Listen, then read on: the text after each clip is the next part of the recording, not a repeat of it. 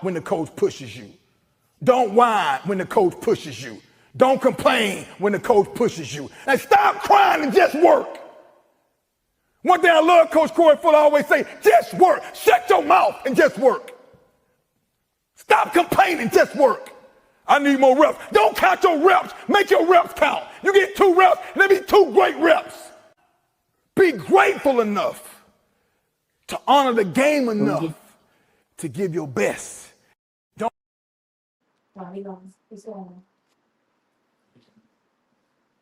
Live, y'all. Hold on, y'all. Let me get on the screen real quick. We got some special guests on here with me today. Hold on, y'all. Let me take this down so y'all can see them. Hold on, I'm setting up everything on here. We about to have some.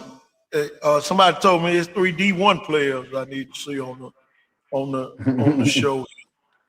Let me get them on the screen real quick. I go them guys from Citronelle, Alabama. Who we got on with us today, Coach Weaver? Who we got on here? Well, we got the state record in tackles. How many you had, Jim? 27. 27 in the playoff game. So he wasn't playing no 1A school or nothing. We was in the playoff game. He had 27 tackles, which is a state record. I'm still holding the record right now. And already got some D1 offers. Then everybody in the state is starting to know about Jacoby Snow. Probably the strongest high school player in the nation, probably. Then he's got a couple of D1 offers, and then Mr. Do It All at Citronelle, Kobe Weaver. He just got another D1 offer this week, making 4 already, and he just going to start his junior year. So we glad you to have us on today, Coach T. And give these guys a little recognition. You know, I was gonna try to do it at Kobe Weaver Complex, but after rain and everything, you know, we gonna try to set some stuff up outside, but we'll have to do that at another date if you want to. Oh yeah, you know we're gonna keep them on here. We might make them co-hosts on here. That's what I'm might talking make them about. the co-hosts on Friday night after the game, live with Timothy Rivers, Kobe Weaver, and Jacoby Snow. That's right. The Citronelle boys. Man, talk about the spring. Look, that's my question for all 3 of y'all. Y'all go in whatever order you want to go in. I'm gonna let Tim talk about the spring linebackers. Then we'll let Jacoby talk about the linemen. Then we'll let Kobe, do a summary up on the offense. Okay, All right, that'll be Tim. good. All right. We had a lot of reps. We got, a lot of young guys in as backers. Bubba just graduated. I say spring we did really well. Coach JoJo talks about how we got to be the quarterback of the defense. We got to control the traffic. We got to make sure everything going smoothly. And my other backer, Michael, I say he's adjusting very well. He's doing good. We just got to keep getting more reps. We got a lot of young guys at backers, and we just got to get the reps. I'm gonna tell you, man, y'all hit somebody up there. That's one thing, boy. I'm telling you, boy, y'all be stinging folks like a wasp coming out of wasp nest. Tell you, one thing you gonna know after the Citronelle game, who are going to see the trainer. Say everybody lined up to see the trainer. Well, go ahead, Jacoby. We're gonna let you talk about Coach T, before Jacoby said a thing, like to give a lot of credit to Coach Ryle and his coaching staff. Like I said one time before, we were used to winning 1 game before Coach Ryle came in, or maybe none if LaFleur beat us. But he came in and got the community and the families of the parents and stuff involved, in the football program. And the whole community seemed to be buying into what he wants to do. So we give a lot of credit to him and his staff. I'll tell you, man, we can't thank Coach Ryle enough. And look, man, you left out one person, his mama. I'm telling you, look, she don't play and she know football. Forget about Miss Ryle. I'm telling you, That's she right. don't play. That's right. Go ahead, Jacoby. Yes, sir. We offensive line, we had a couple of seniors leave, but we got most of the offensive line this coming up fall. They mostly seniors, so we got like me, Aiden Forrester, KJ Chastain, A Weaver, different players like that. They're still young, getting better, develop every single day, hitting the work room real hard. And I feel like we're a real good group. We working together, learning the chemistry. The new offensive coordinator coming in. I feel like we all gonna be good, like up front as a unit. I'm telling you, man, what was going through your mind when you got your first offer? Man, like it was the best feeling. Like getting your first offer, that's the best feeling. And I got it. Tim, I'm gonna let you go back and say something about that as well. Yeah, man, You know, what it was a good feeling. But I can only give the thanks to one man. That's the man above. Mm-hmm. Oh yeah, I always. thank him for the offer, and hopefully he blesses me with many more.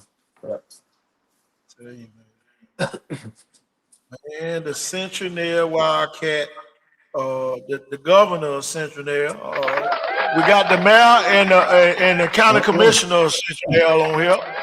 We got and now we got the governor of Citronelle on here, Mr. Kobe Weaver, the D1 train up there in Citronelle. Kobe, I'm gonna let you talk, but I'm gonna let Tim and Jacoby talk about Eli Owens going to the University of Florida.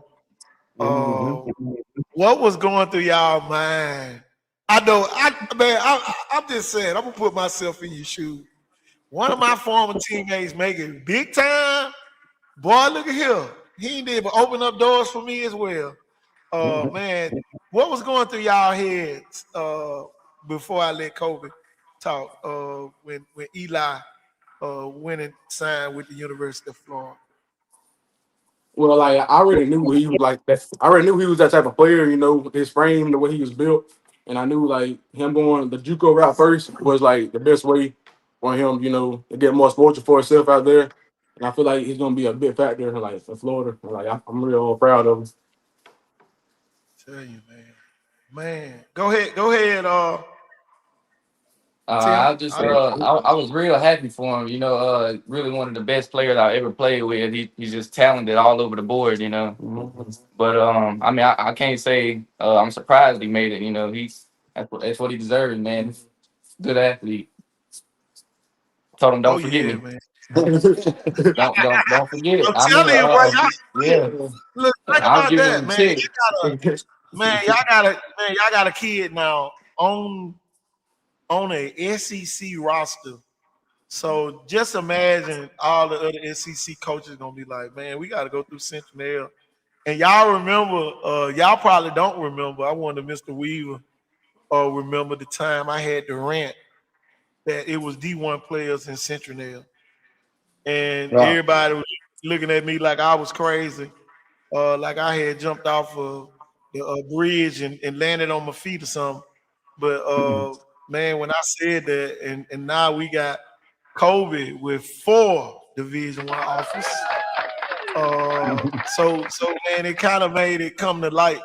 Go ahead, Kobe, take the flow, Kobe Weaver. We got a lot of work to do this year. A lot of new guys, some of the guys from last year in. Our offense is looking well rounded. We working adjusting our quarterback spot, but really everything else is looking real good right now.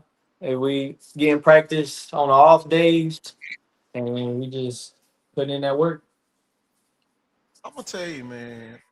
One thing y'all don't lack is facilities up there. You got you got one name after you up there. So really is no excuse. How important is that having a facility where you can just work out at any time of the night? It can be 2:00 in the morning. You can go work out without any resistance. Jacoby, Tim, and Kobe, I want you to answer first, Kobe. Having your own facility. Talk about that. It's easy to get to, easy to access. It's helped me a lot throughout the years.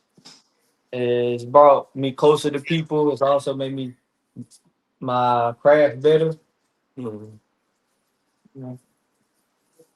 Oh yeah. Yeah, I like the gym, McDuggar. You know, it really changed me. Like it helped me like become where I'm at today. You know, Duggar, all that's for free. You know, you can go on there anytime you want.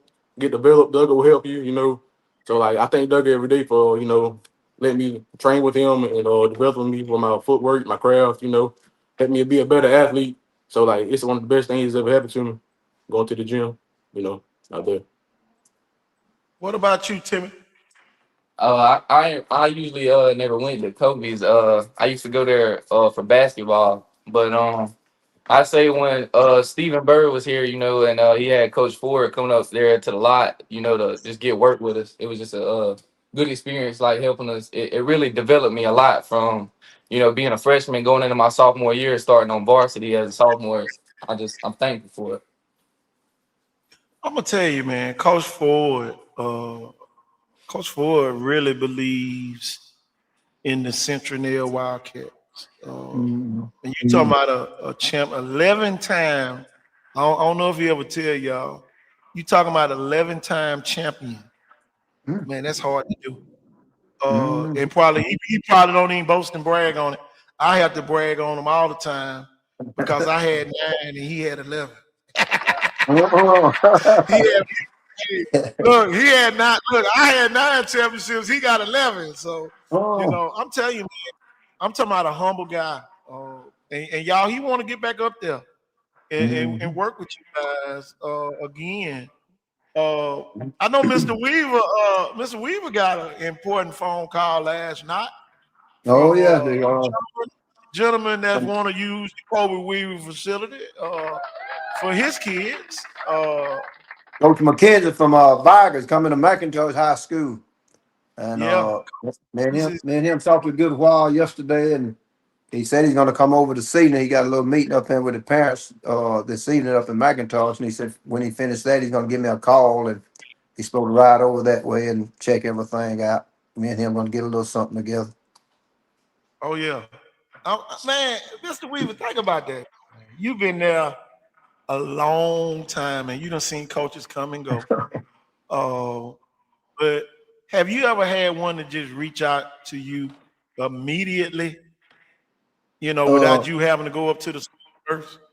no, he's the first one. So he's the first one. That was a stranger around here. That wasn't ever affiliated Yeah, with McIntosh. Yeah, he's the first one ever called. Man, he haven't even started school up here yet. that's He hadn't crazy. even. Yeah, he hadn't even started. He's already I'm gonna tell you. contacted. I'm gonna tell you. Jacoby, Tim, and Kobe, man, y'all a testament. Man, you got the coach from Viger, former coach from Viger, coming up there, and he know. He said, "Man, Central they always gave us problems." Man, for him to know where y'all train at, and he want his kids to, intermingle with you guys, and man, that's crazy, man. That's gonna be of Mhm. something bigger, man. I'm Yeah. telling you, man, that's real pride there. You get Mhm. the Central Air kids, and I'm gonna get Coach Ford to come up there too. Try to help y'all organize it or whatever. But man, that'll be Mhm. something good that y'all can do as individuals, on Yeah. your own type Yeah. workout, without being at the schools. You know what I'm saying? Man, we gonna organize that for y'all. And if some of the Leroy kids want to come, they can come, as long as they ain't trying to fight the McIntosh kids. Yeah. They all Long as they been ain't trying invited to, ever since I yeah. built the little You know what I'm facility. All of them been invited. From McIntosh, Leroy, Chatham, or wherever. And they saw them come and take advantage of it a few times throughout the summer. But they all invited I'm to gonna come tell. I'm whenever. gonna tell everybody. I'm gonna tell everybody. I'm coming. Coach Ford is coming. Uh, you know, Coach Ford, man. I'm gonna tell you, man. And you talking about the only arena scout in this area. I'm talking about from here to Orlando and from Mobile to Texas. He the only arena scout down here, and man, he puts in a lot of time with kids up at Central Mill. I'm gonna Mhm. tell you in that area, and man, he's so excited. to be even able to work with the kids from McIntosh and some of the other places. We just gonna ask, when the people come train, because we don't want you to, you know, not get anything out of it. So, just give him a small token or whatever you can give him, when Right. he comes, because he giving you a professional workout. Right. He ain't like he drawing this up on a piece of paper and say, "Oh, we gonna try this, we gonna try that." Y'all, I've seen him in action get people 40 times down just off of the takeoff. Mhm. Teaching them how to get up on their toes. Man, I'm telling you, man, he's very dedicated. And y'all, we gonna be in that area. And I'm so glad Coach McKenzie called Mr. Weaver. So man, we can set all this up and it won't be on the school campus so nobody can say, oh, they trying to recruit somebody. No, we ain't got time Uh-huh. for all that. We ain't got all that time for all that riffraff, y'all. That's It's right. some development, man, that we gonna be trying to do in that area. I'm telling you, man, and Kobe, we gonna bring back the old basketball showcase. We gonna bring that back as well for the basketball players. I'm telling you, it's gonna be at your complex, Kobe. We gonna do the next showcase there with the 101s, 3-on-3s, and the 5-on-5 challenge for the top players in this whole region. And I'm Right. sure we're gonna have kids from as far as Georgia, kids from New Orleans, everywhere. Everybody gonna be coming, and y'all, we're gonna try to do some possibly every other weekend or even during the week. So I'm telling you, Mr. Weaver, big things. Icon Sport, Southeast News, Jeff Ford, and some of the other media outlets will be coming. And y'all, it's a good way to get your name out there. Mhm. We're gonna have videos. We're gonna be doing all that. We might do it 3-4 times a week. Just outside of what the school is doing. My thing, y'all, we don't want to override what you got to do at the school. We just want to enhance what y'all Right. doing at the school. That's right.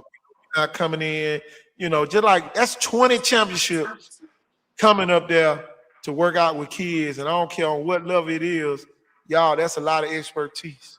I made Mhm. a post today. Some people was talking noise to me. I said, "I beat your goat by 50." And look, I stand on it. Hey, I stand on it because I know how hard I go when I coach. I go hard, Mhm. and I ain't got no, I don't have no filter. I don't have no filter because I'm giving you pure passion of and development because I know what it takes to win championships. And y'all will be surprised. It ain't really that hard. It's just consistency Right. and being disciplined.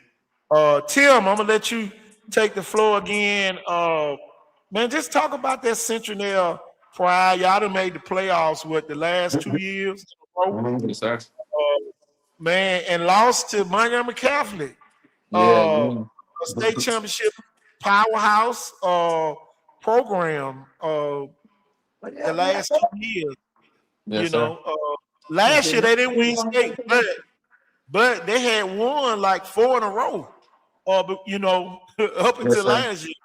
Yeah, So, before they man, moved just up. talk about little old Citronelle. That what they be want to call y'all all the time.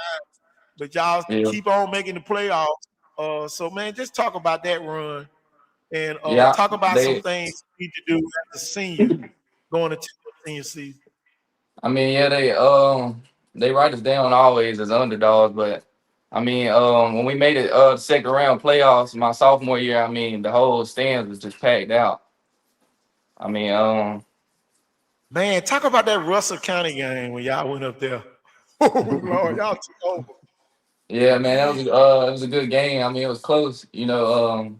We just had such a good defense. I mean, we was very well coached.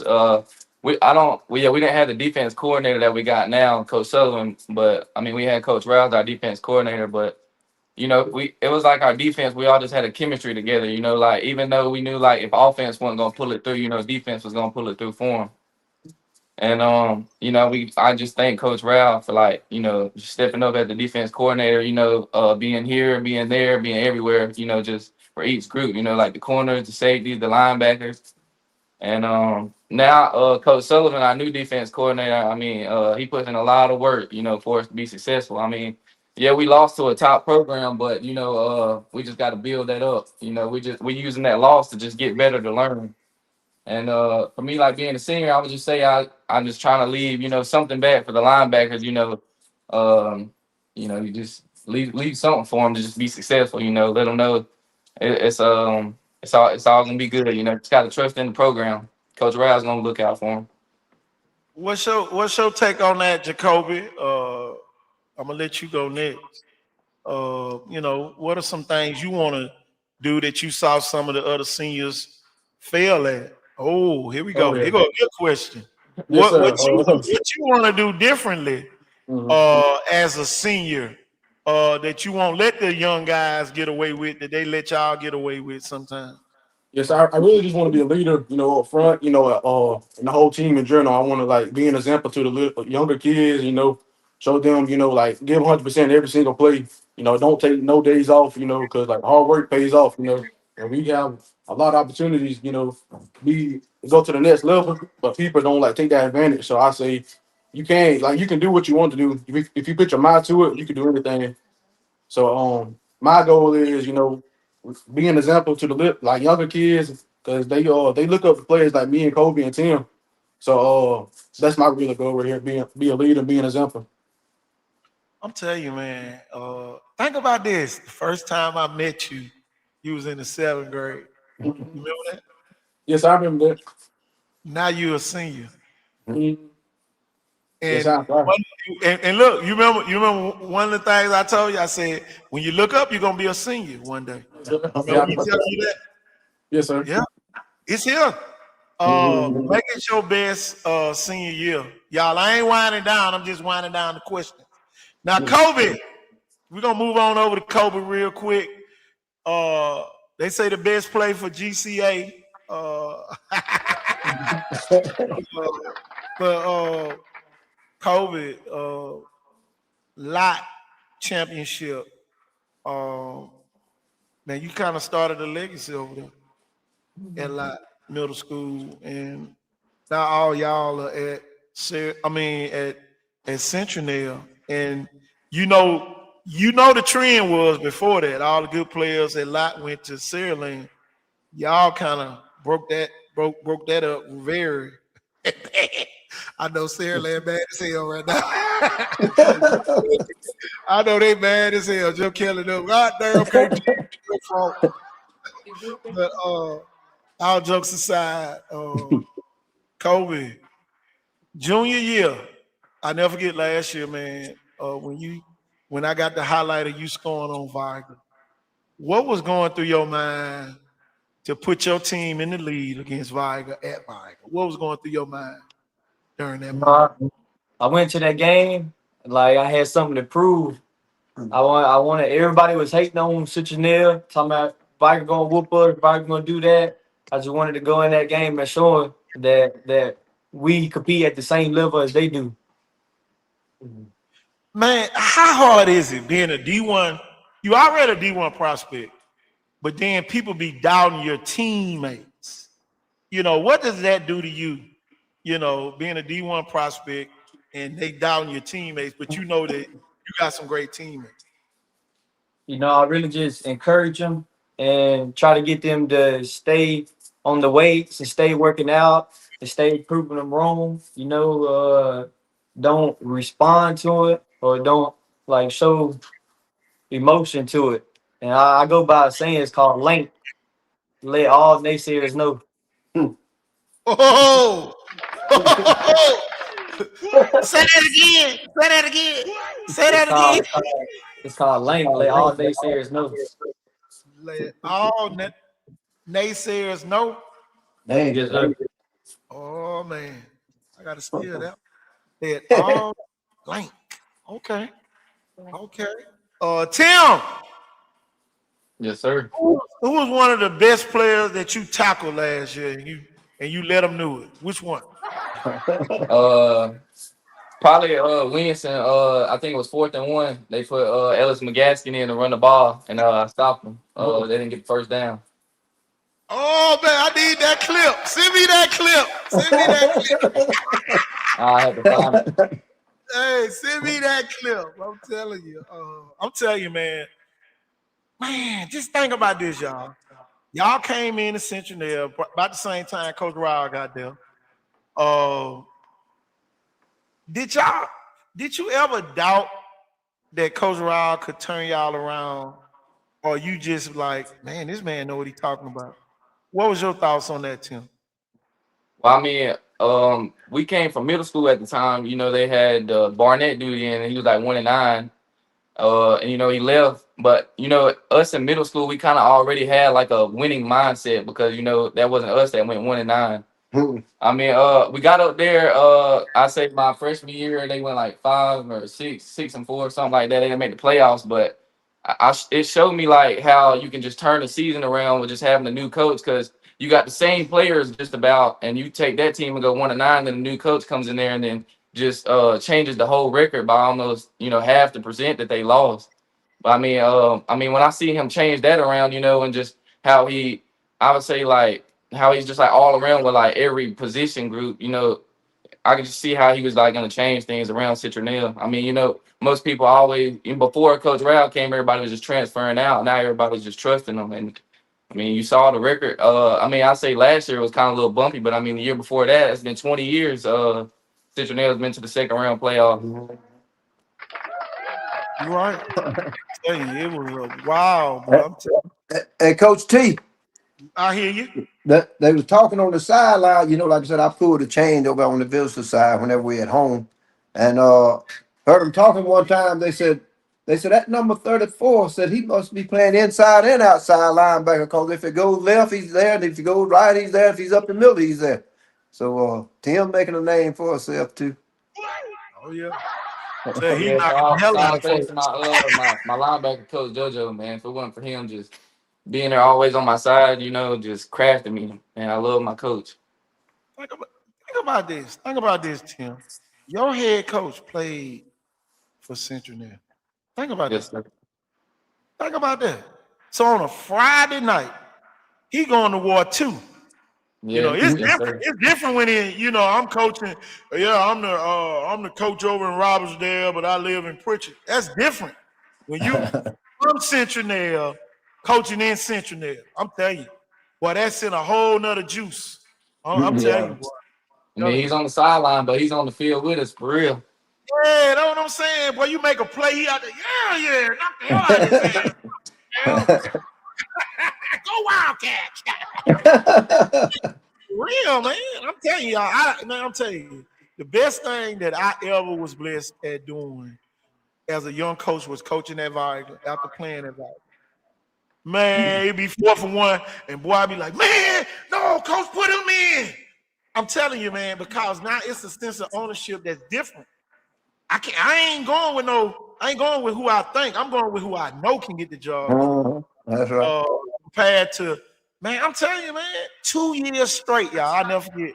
I was on this show, and when they first hired him, I said, y'all get ready to start making the playoffs in Citronelle. And everybody would laugh. Oh, KT, man, you always trying to sell tickets. You always trying to do all crazy shit. And then, boy, when I came to y'all spring game, when y'all played Wayne County, I said, I told y'all these folks gonna make the playoffs. And come on, Jacoby, I'm gonna bring you on down the line. The Viger game. I know you don't look here, but look, you got to talk about it. Did you feel like you let your teammates down in that Yeah. Viger game when you got injured? Yes, sir. Like the first play of the game, I wasn't going in. Like, early on in the year, I was having problems with my knee, but it got better as the time went on because I kept on icing it and I was doing like some type of therapy.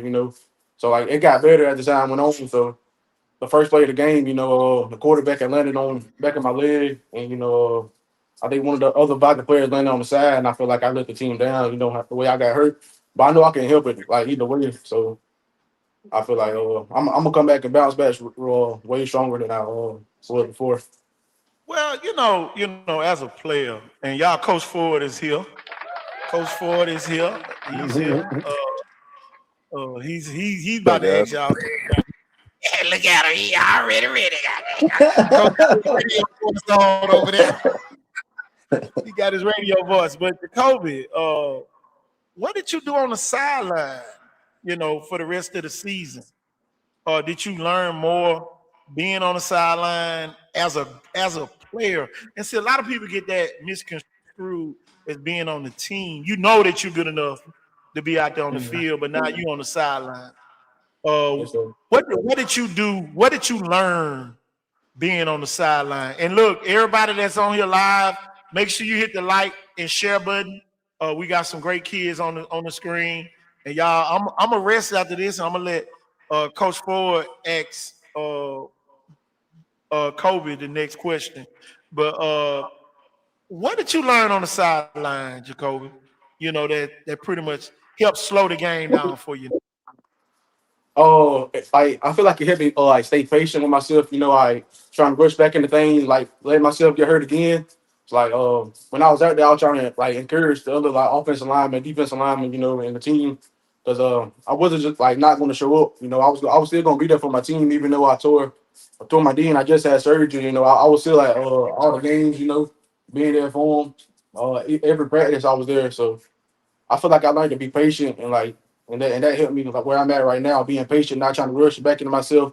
Like when I'm doing my training, not trying to overwork my body so I can hurt my knee again. So I feel like it helped me a lot with patience. Talk about this, Tim and Kobe. Jacoby got his first offer and he was on the injury reserve. Think about that. I want y'all to just think about that. It's a lot of people that were still playing that didn't get no offers. Think about that, y'all. I want y'all to just sit there and think about it. So it goes to show what hard work, work will win when wishing won't. Go ahead, Coach Ford. He's coming to the stage. Three great young men right there, football players. Got some dogs, man. We got Tim, got Kobe, got Jacoby. How you guys doing today? Doing great? Yes, sir. How you doing? Oh, man, doing great, doing great. So who do you want me to ask, Coach? Who we got up next? Well, Kobe or well, Jacoby? Coach, I'm gonna tell you, I let the cat out the bag already. I told him that we're gonna Uh-oh. start doing the trainings up at the Kobe Weaver facility. Uh, I, Uh-oh. I thought you were still at work. Well, you can go ahead and talk about that. But whatever question you want to ask Yeah. Kobe, you can ask Kobe. Kobe up next, and then you can go to Tim, then Okay. go to Kobe in that Back order. to Jacoby. Yeah.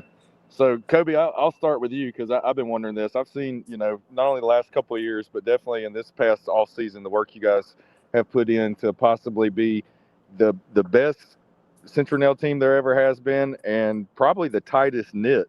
Uh, just to make sure you guys stay on track, you've been the last 2 years, and to attempt to go further and beyond what you've done. What's some things you've done as a junior this year? Whether it be vocally, verbally, with your team a little bit more than you normally am, or reminding some guys about some stuff, just to make sure that this team, takes care of business the way the last 2 years has been, and that y'all go a little further. I've just been trying to show up and encourage all of our players to get in the weight room, stay focused, and keep working throughout the summer. And I've just been trying to get our team together, get a better chemistry. What about you, Tim, man? How I know this is your senior year, so I know this is probably, you know, this is it. You're the big dog now. You We get can the barely hear you, Coach.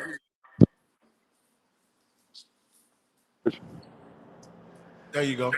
got a little weather. All right. I said, well, Tim, this is your last go around, man. This is your senior year.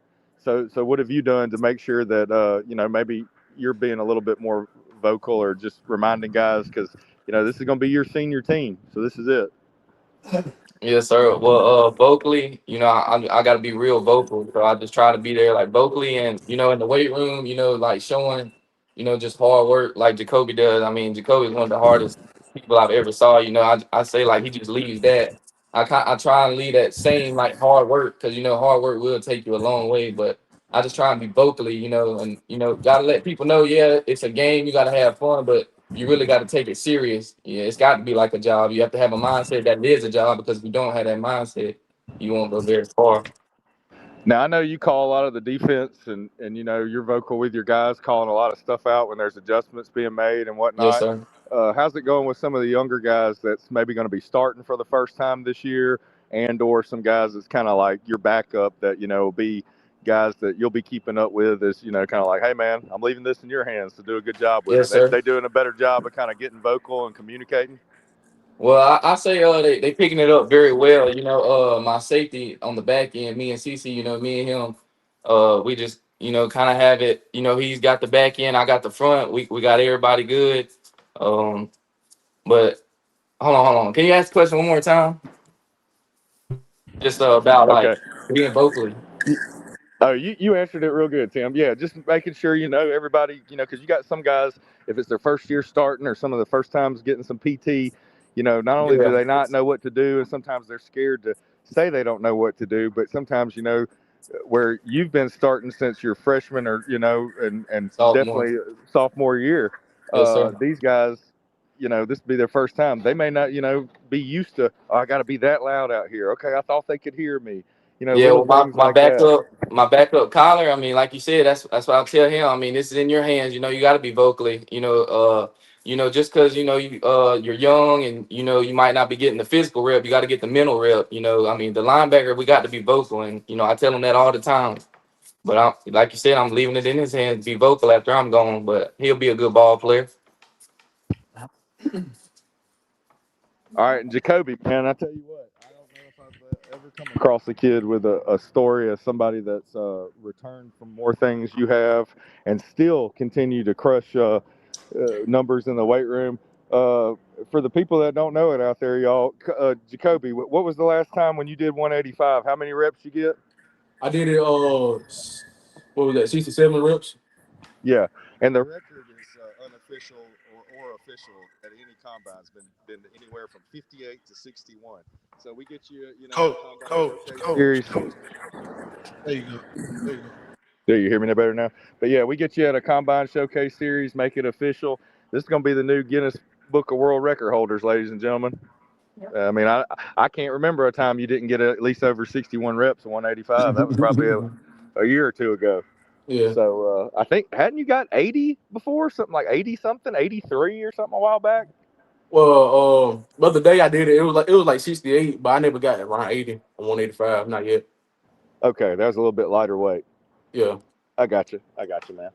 Good deal, man. Well, I'm sure you've been up there at Mr. Weaver's gym. You know, I Oh see you every day putting in work. I see you doing things to strengthen the knee. You know, last time I worked with you, leg looked real good, man.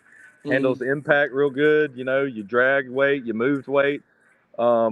You doing anything where you're having to go through the trainer or do any physical therapy, or you're done with all that? Oh. No, I'm been doing that. I've been doing that like 3 or 4 months ago. Mm. My last doctor's appointment, they told me they surprised how fast I'm recovering on my knee. So I really been doing my own little therapy when I do legs. You know, I try to do more extra reps on my knee.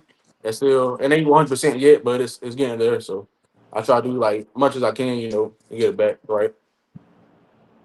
Now, hey, y'all can. This is kind of for all of y'all, but you can answer it whenever you know, however y'all want to. You know, one at a time or whatever.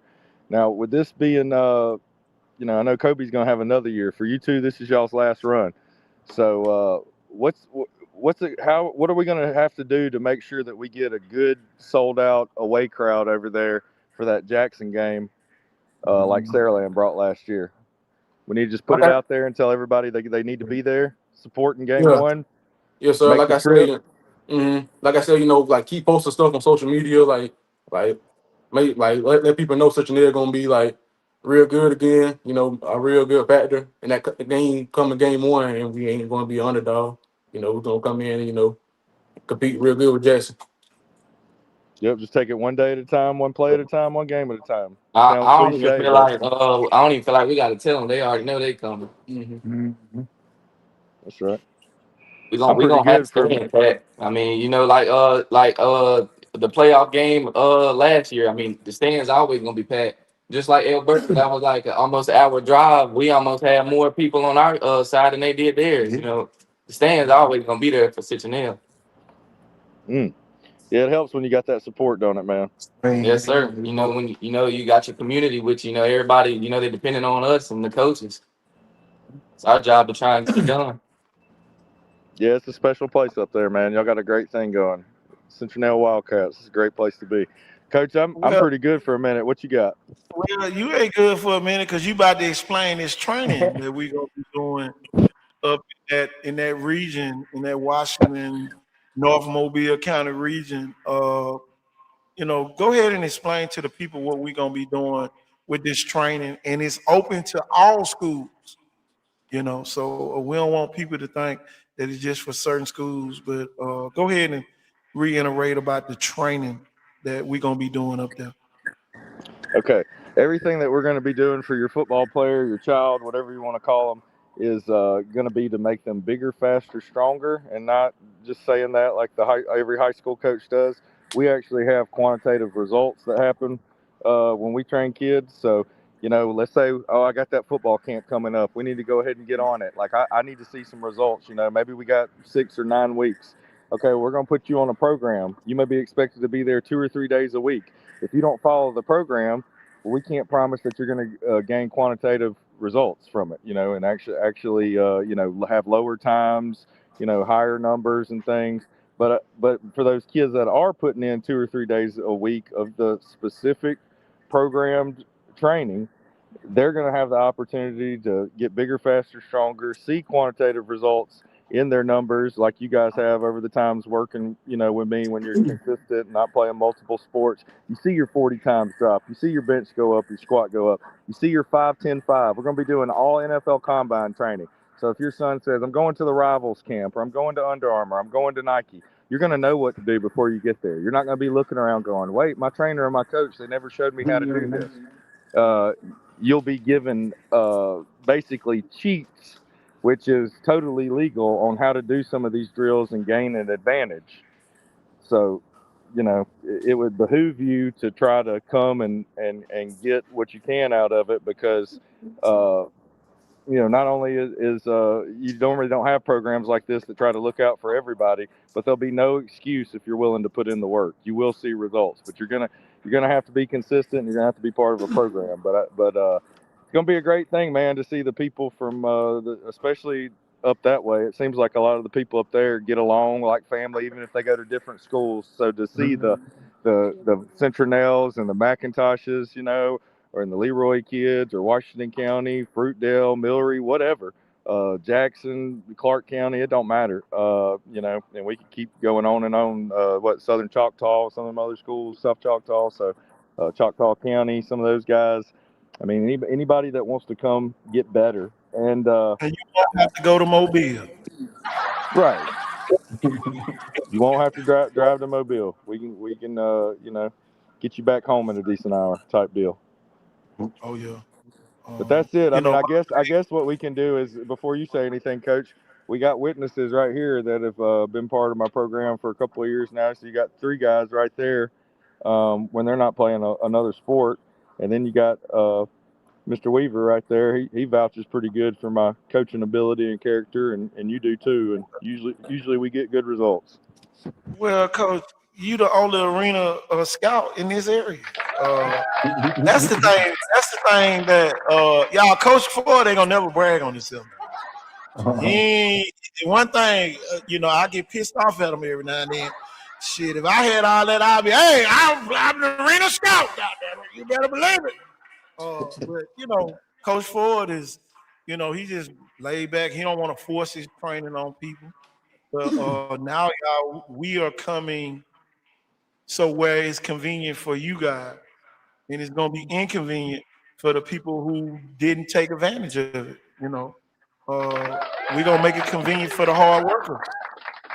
And you gonna Coach see. T, Go ahead. I know one person Coach Ford to brag on, and that's Jacoby. Man, every time Jacoby get through with a workout for him, I believe he'll run through a brick wall if Coach Ford told him to. I'm gonna tell you, Mr. Weaver, a lot of people that don't really know Coach Ford, 11-time champion. He ain't gonna never see it. He'll never see it. I know y'all probably sitting on there looking like, damn, I didn't know he won that many.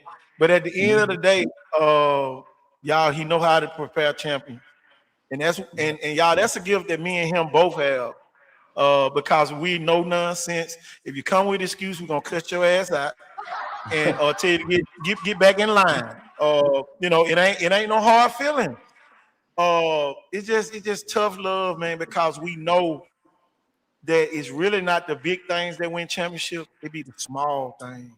Just listening. Coach say step off with your left foot. You better be stepping off with your left foot. It ain't no, oh, why? No, just do it. That's the reason why everything that me and Coach Ford took, it really turns into gold right before your eyes. I never get Kevin McBride. He couldn't get to a 4.5, y'all. He kept running a 4.79, 4.87. By the time he left the showcase, he ran the 4.5 twice. Then he went to the rivals camp and ran a 4.45, just based off of the techniques and that Coach Ford. And one thing about him, he ain't gonna brag. He ain't gonna brag about what he do, but y'all, I'm telling you, I am a believer. Some people might want to go train with some other people, but look at the track record of those people. They only train elite players. They don't develop elite players. They only train them once they get to that status. So that's a fine line. That's the difference between me and Coach Ford. We don't care who we train, just as long as you come there to work, because we gonna work you. I ain't here to toot his horn, but I ain't finna let him downplay himself either. You know what I tell them about excuses, don't you, Coach T? What is it? Excuses don't get results. Exactly. It only benefits the person giving. Yes, sir. Yeah. It only benefits that one person. Y'all, we gonna jump back on the team questions. Kobe, I still owe you a question. Jackson game coming up. Is it a big game for Citronelle or a big game for Jackson? I feel like it's a big game for both of us because Jackson losing people, so they want to come out and show that they still got talent. And then we lost some people. People think that we got worse this year, but we're gonna show them that we only get better. Talk about CC Noyd. I watched this highlight film from the spring game. He kind of took on a leadership role in that spring game. Talk a little bit about him and how he's working toward trying to get his offers up too. Talk a little bit about him. He's very vocal. He got a high IQ of the game. He makes his presence known, even though his size might not be that much. He still makes his presence known on the field. Oh yeah. Talk about some other kids. I know you got Kyron, Bryce. Who else? A couple more kids on that team. I running back Javaris. Running back Javaris. He's going into a sophomore. He's awesome. County. Javaris looked good. Yeah. Say that again. What year he going in? He going sophomore. He gonna be a what? Sophomore. Talk about the big 8th grader on the D line. Oh, Bryson, man, he's real good. I tell our starters all the time, y'all better watch out because he's coming to get somebody's job. When he first came up there, the first practice, he was already making himself known, like getting sacks and all that. I told the D-line, I said, y'all better watch out because he's coming for one of y'all's jobs. Sure will. How does it feel, though, to have quality depth? I'm going to let you start it off, Tim. Having people behind you, so if you just got to come out and get a squig of water, you ain't got to be in such a big hurry to get back in. How important is that having other kids that can step right in, give you a breather? Well, I say it gives you like a trust, and if you come out, I can trust that he can just hold his own for just, that player you get in the water, like you're saying. It's just good to just have that trust. You know, it goes to having chemistry with players. You know, everybody on the team got to have a chemistry. Even the starters have to have chemistry with the backups. The backups got to have chemistry with starters. Oh yeah. What about that question, Jacoby? How does it feel having, they was talking about the big ninth grader coming in on the D line. Now you ain't got to go over there as much. Talk about that. Having Yes, sir. quality depth. Yes, sir. Especially like when you at a big 5A or 4A now, like a big school like that, you gotta have like your players like Coach Stroud tell us all the time, like for the backups, always be ready because you never know when your name gonna be called to go up there and compete. So I feel like it's a real blessing that we have, different players, coming in when we need a break or we get hurt, anything like that. Uh, Kobe, go ahead, Kobe. Having quality depth. We talking about quality depth right now. Having people that can come in, so you won't have to be on both sides all the time. You know, our DB core, we got a good DB core. We got Jacob Mickles, he's going in sophomore year. Keelan McCovery, junior, and Braylon Williams, he's also a junior. And when you come out, you know they're gonna hold their own. That the wide receivers gonna have a rough time. And we got plenty of backups, plenty of good players. Y'all even got a couple of quarterbacks fighting for the job up there in Citronelle.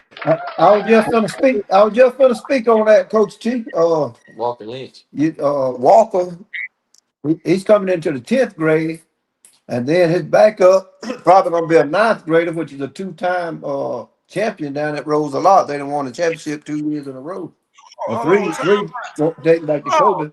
So hold on, we ought to be set up one for a second, quarterback. Mr. We Weaver. ought to be Hold set on up. 1 second. I don't mean to cut you off. So Okay. you mean to tell me we got two showcase quarterbacks up in Citronelle? Oh, Yes, what I'm sir. talking about. Yep. Two other showcase quarterbacks, Coach Ford. Yep. Well, go ahead, Yeah, Mr. man. Weaver. Walker Lynch has been. Yeah, go ahead, Coach Weaver.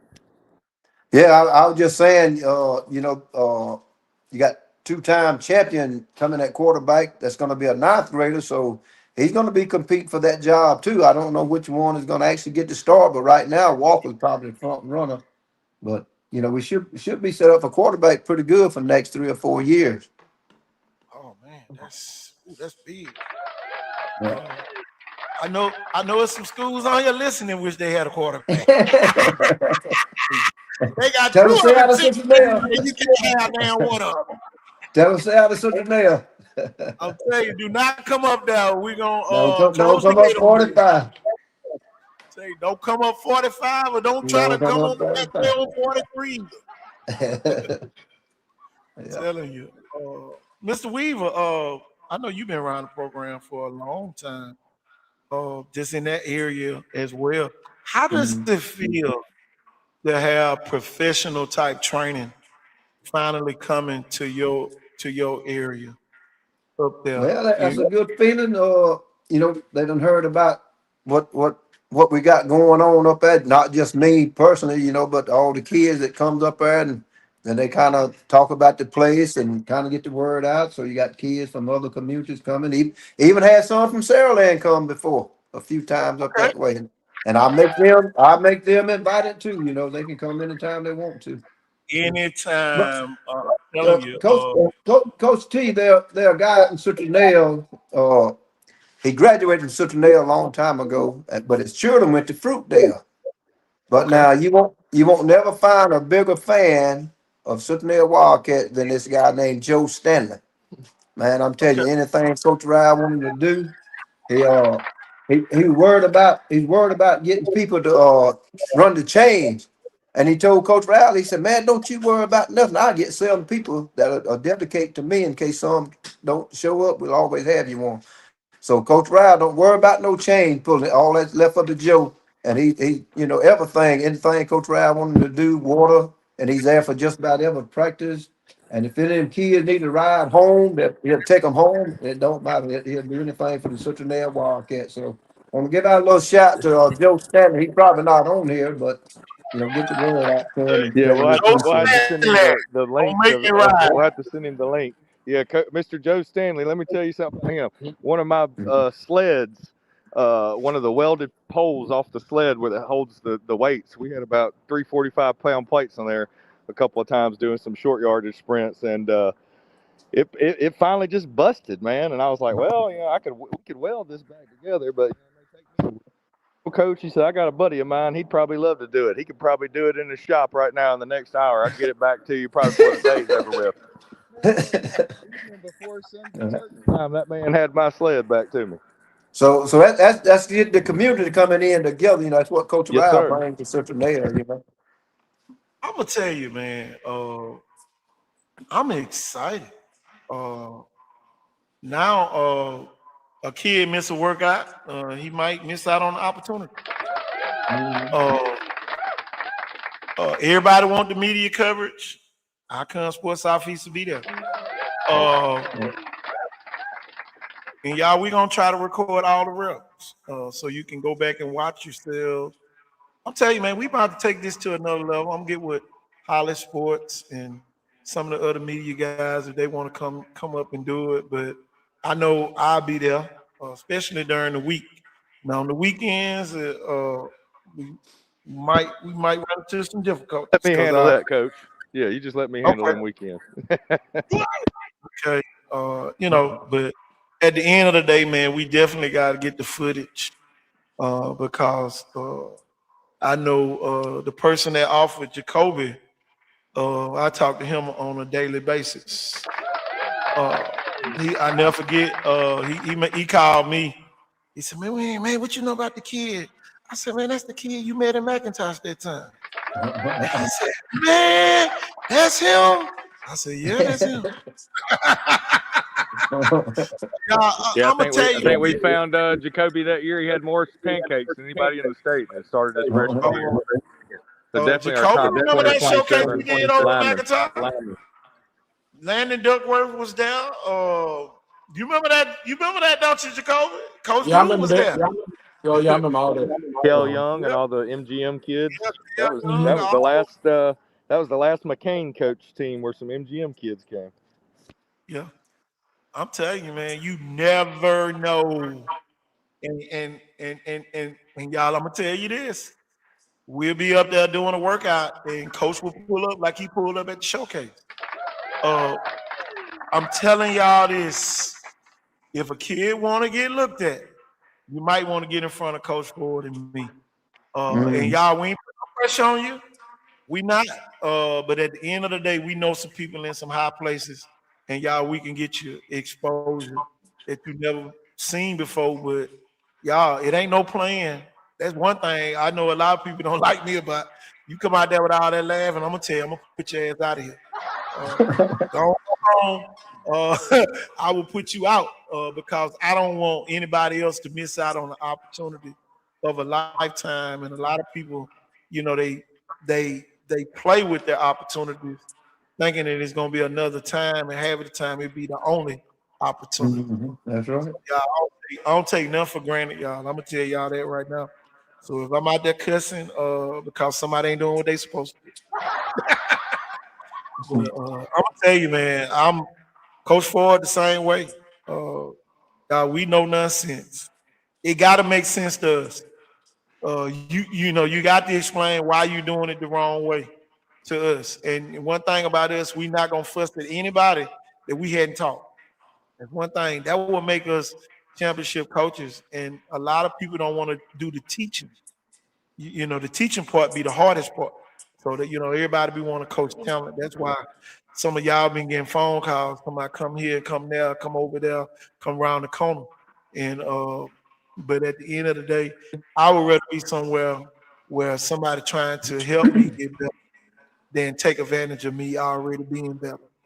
But that's my take. Coach Ford, what you got? Because I know you on break right now. I've been going up there for several years, and this off season, as a team, as a group, they've probably been the best community and school I've ever worked with. So I mean, just sky's the limit, guys. That's the only limit you're gonna have, and then it's kind of to the moon from there. So you didn't put in all that hard work for nothing. and all that blood, sweat, and tears, and you got to keep grinding. So we're gonna outwork everybody. That's what we do up at Citronelle, man. It's a great place, great community, great town. I love it. It's a very, very special place. I'm telling you, man. I love one thing about me, y'all. I love bragging on a school, and that school performs. I never get when Coach Ryle got there. I had just left media day, and I said, man, they gonna be a playoff team. Everybody on the show, "Oh, man," and Coach Ford said, shit. Tell you, if they can keep them up there, they gonna win. That's what Coach Ford said. And I'm gonna tell you, man. Yeah, and we picked you guys to make the second round the last 2 years, but this year, we definitely expecting past the second round. We would really love to see y'all representing that 4A over there at South Alabama at Hancock Whitney, man. That would just be great. Amen. Uh-oh. Oh Lord. God dog. Oh Lord Jesus. Jacoby. I mean, not Jacoby. Kobe. Last season, y'all had a play-in game. Y'all played LaFleur at home. What was the mindset? And Tim, I want you to come right behind it. What was the mindset of the team knowing that you had to beat LaFleur to get in the playoff? We just came out there with a winning mindset. We knew what we played against. We know what we've been through, and we know our skill level. We knew as a team that we could beat them, and we went out there and showed them. I say we thought of it as like a job task. We knew we had to get it done, and that's what we did. Like CC Noise say, the defense the real deal when team players. That's what I'm talking about. Man, we gotta get CC on here, man. We gotta get the 4 horsemen on here.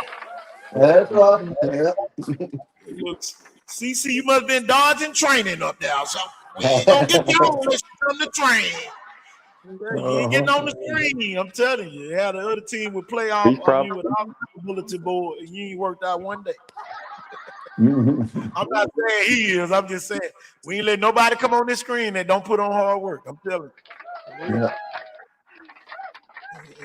And my thing, 4A Region 1, y'all got a newcomer in Orange Beach. Here we go.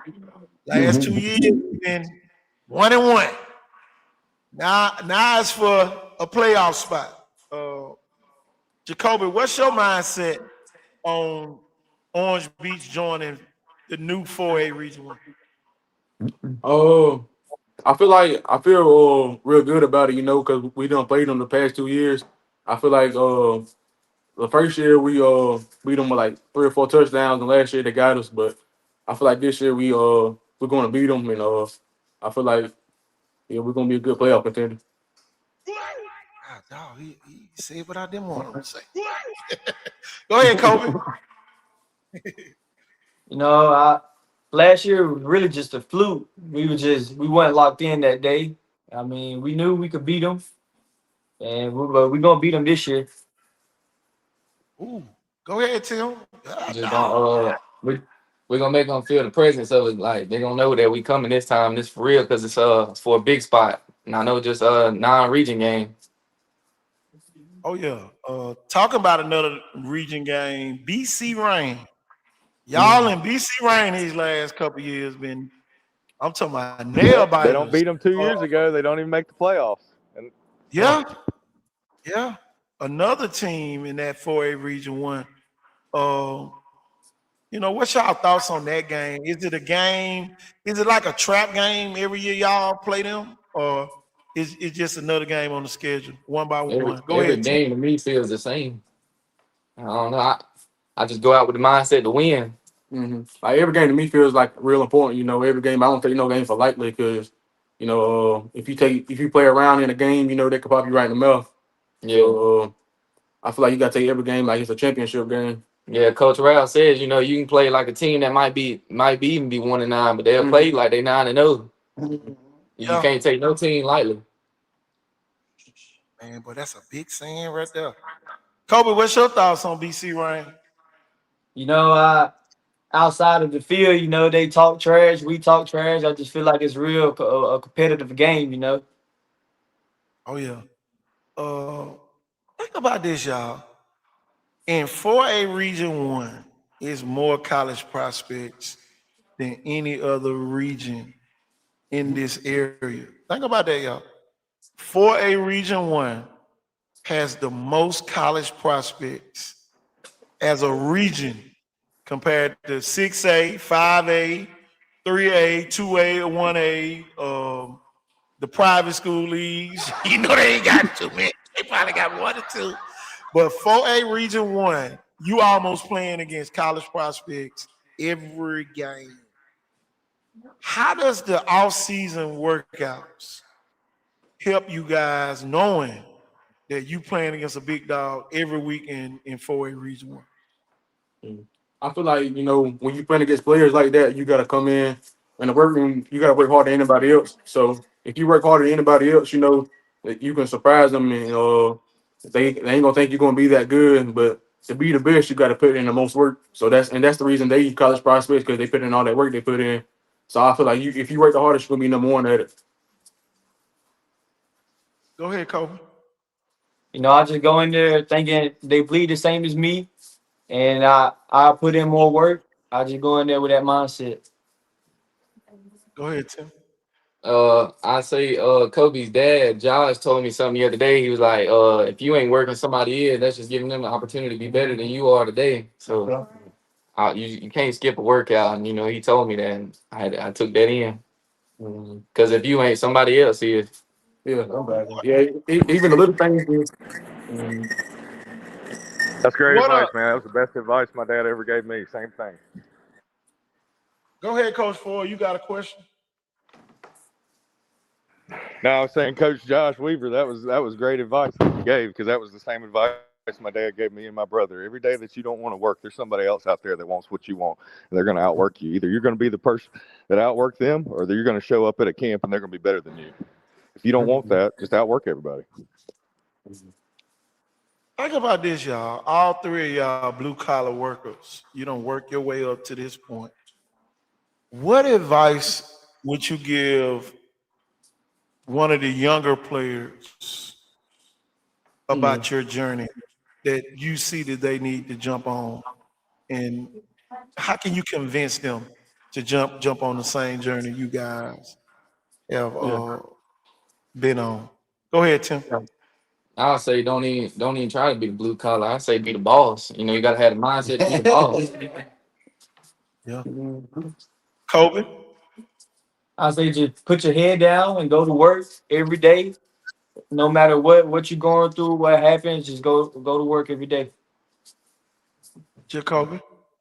Yeah, I feel like sometimes young kids they want to quit because they ain't getting results fast enough, or they feel like their work ain't paying off. But like the one advice I give, just keep going. Cause like it might not feel like it in the moment, but I promise you gonna like hard work's gonna pay off at the end of the day.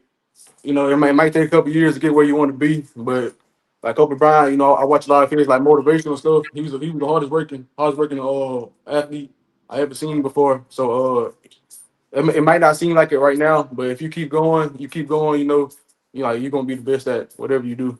It ain't just football; it's anything in life.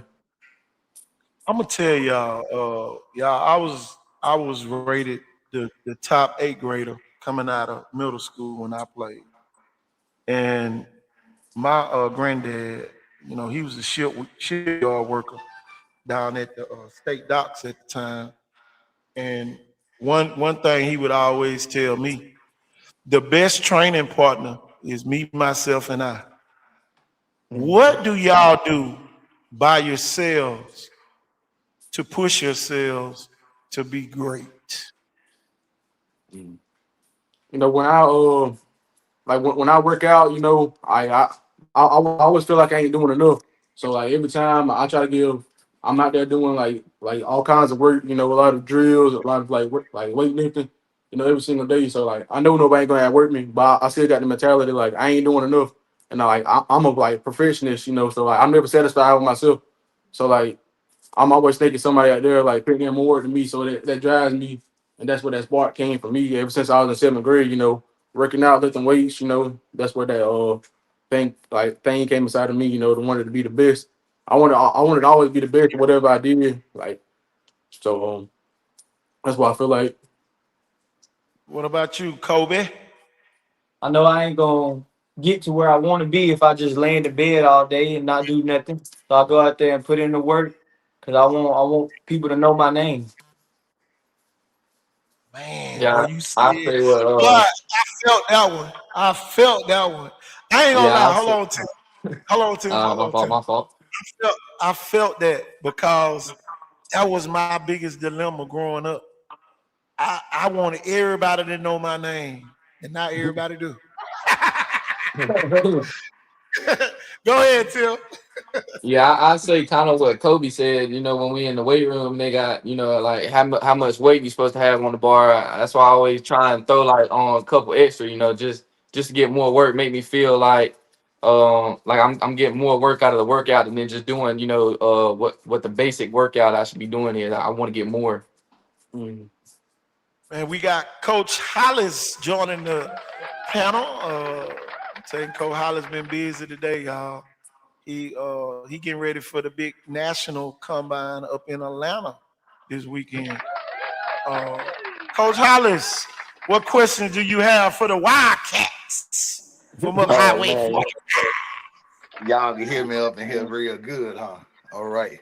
We hear you. South side to the north side of Highway 4, coming all the way down here from the south end. Y'all know I'm in Tomanville, so we love the 45 connection.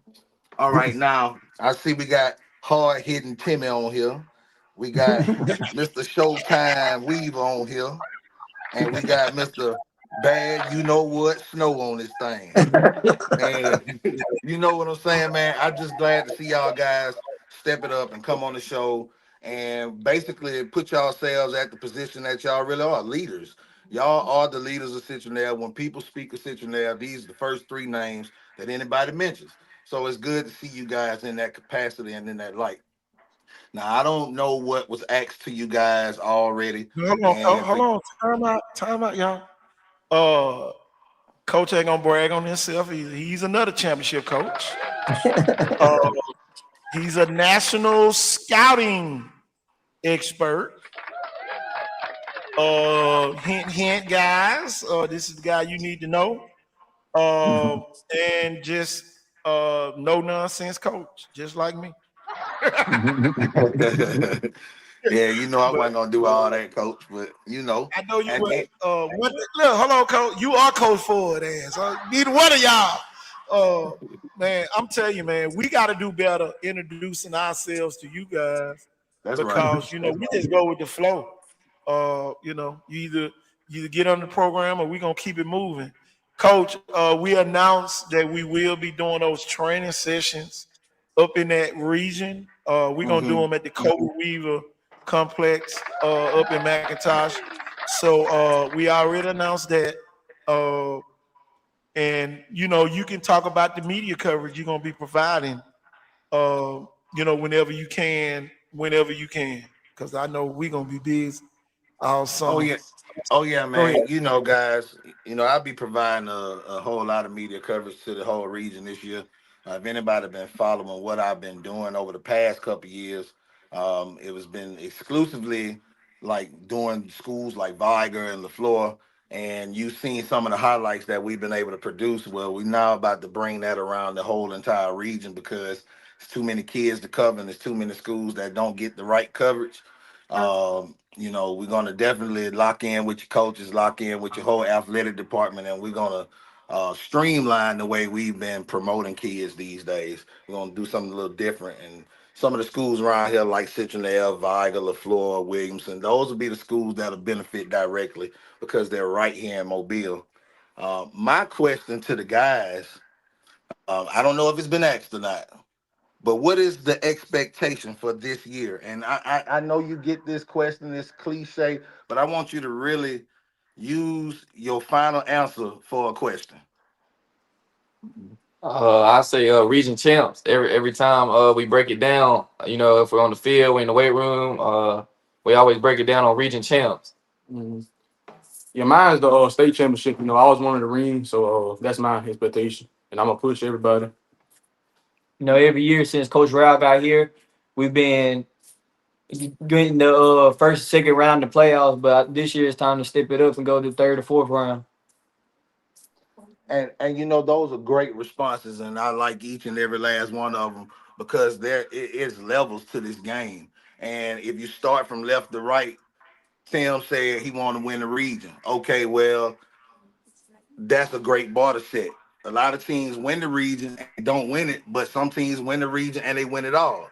And some teams win it all and don't win the region at all. But for you to set that bar to say that I want to win the region championship, that means in my first mind, I want to win home. I want to dominate everybody that's up before us when they come before us and let them know who we really are. When we get to getting past the second round and want to get to the third and fourth round, that lets me know that we tired of fiddling around. We're tired of almost breaking it. And when we get to that guy that say he want to win that state championship and that guy that say he going to motivate everybody, I can believe that because this the same guy that motivate himself to work out in his own backyard. You know, and so Y'all, hold on, coach. Hold on, coach. I'm gonna cut you off. Y'all, Coach Hollis won a unique championship. Y'all, he won when he was overseas with whole lot lesser talent. Coach, go ahead and get him that championship advice. Because man, you know what it be to, you know what it is to be on that journey. And yep, y'all, the championship is a journey, y'all. Listen to what Coach Hollis gonna tell you about the championship journey. I tell you just like this. Everything ain't gonna always go your way, but you gotta always stay composed on the mission. You always gotta stay composed on the task. Teams are gonna be bigger, teams are gonna be faster, teams are gonna be stronger. But what teams are going to be disciplined every single play? What teams are going to be disciplined on the sideline? What teams are going to be disciplined in the film room? What teams are going to watch film on their own without their coach? Putting proper mechanics in. These are keys that'll help you win a state championship, a national title. These are the keys. We didn't have a lot of talent. We didn't have a lot of fast little man-mans and little pookies over there. We were what you would call something to the similar of a UMS right. But we win championships, JV, varsity, Ramstein High School. Do the research. You can look them up. Very historic, very prestigious program in Europe in the military schools network. And so being a young coach under that, I was able to see that you can't miss any steps. You can't cut any corners. There is no excuse for less than the expectation. So if the championship is the mine, and it's for you, and it's for every kid and every coach and listening right now and every parent, you cannot do less than the expectation. And that's why I sign up. Mm-hmm. Coach Ford, you got some? Or before I go on my long speech over here about championship mindsets. Coach got 11 of them, y'all. So Coach done seen the comeback win and the blowout win in the championship game. So and y'all, I'm gonna tell you another thing. That's just the games that he won. He been to 13 of them. So so he could tell you about the one he lost in 7 overtimes. 7 overtimes, Jacoby. I'm telling you, just imagine how that game went. And where he fell off. But y'all, he went 7 overtimes in his last championship game that he was in. Let me let him back on the stage so we can talk. Go ahead, coach. Yeah, we had a little weather problem there, man, with my connection. But no, it was a fun ride, man. It was a fun ride. A lot of great years. Yeah, for the two that I remember the most though is like we were talking about earlier. Those are the heartbreakers right there. That's what you remember. You don't, that's the ones that eat you up at game. Mobile County history, 7 overtimes. That was fun. A lot of guys still playing ball from that game. Let's see, Desmond Little. He's still playing ball. I think he's with a pro team. So played at LSU and UAB. Finished his career up at UAB. Did a real good job. But just yeah, like you guys were talking about earlier. I mean, you got to have the mindset of a champion every day.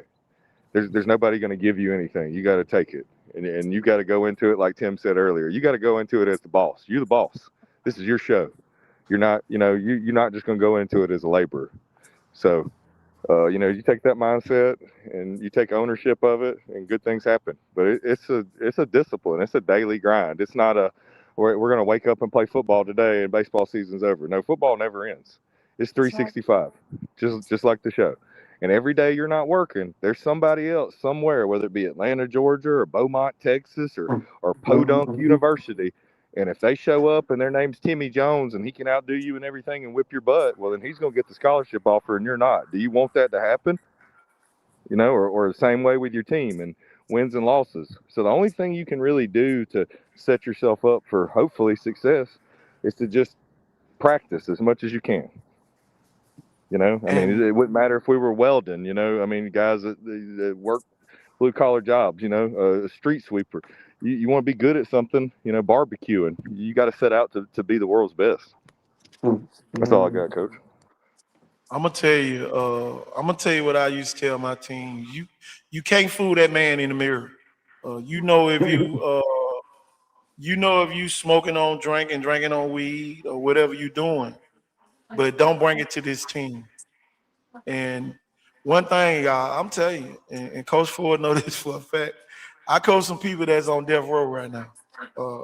I'm talking about for the lecture. I coach some real gangsters, and y'all, I got them to be disciplined enough to win a championship. And y'all, that's the major accomplishment that I ever done in life. Getting them disciplined enough just for those weeks of the season. Matter of fact, buying into the same goal as the 4.0 kid. You know what I'm saying? The one who parents there all the time. I'm talking about, y'all, we got kids to win championships who mama never came to the games, who daddy, they didn't even know. So I'm telling y'all, man, y'all got the best of both worlds, but you can't let your teammates sandbag on you. Y'all know the ones you got to always motivate, man. You might have to tell coach, hey coach, coach, he got to go.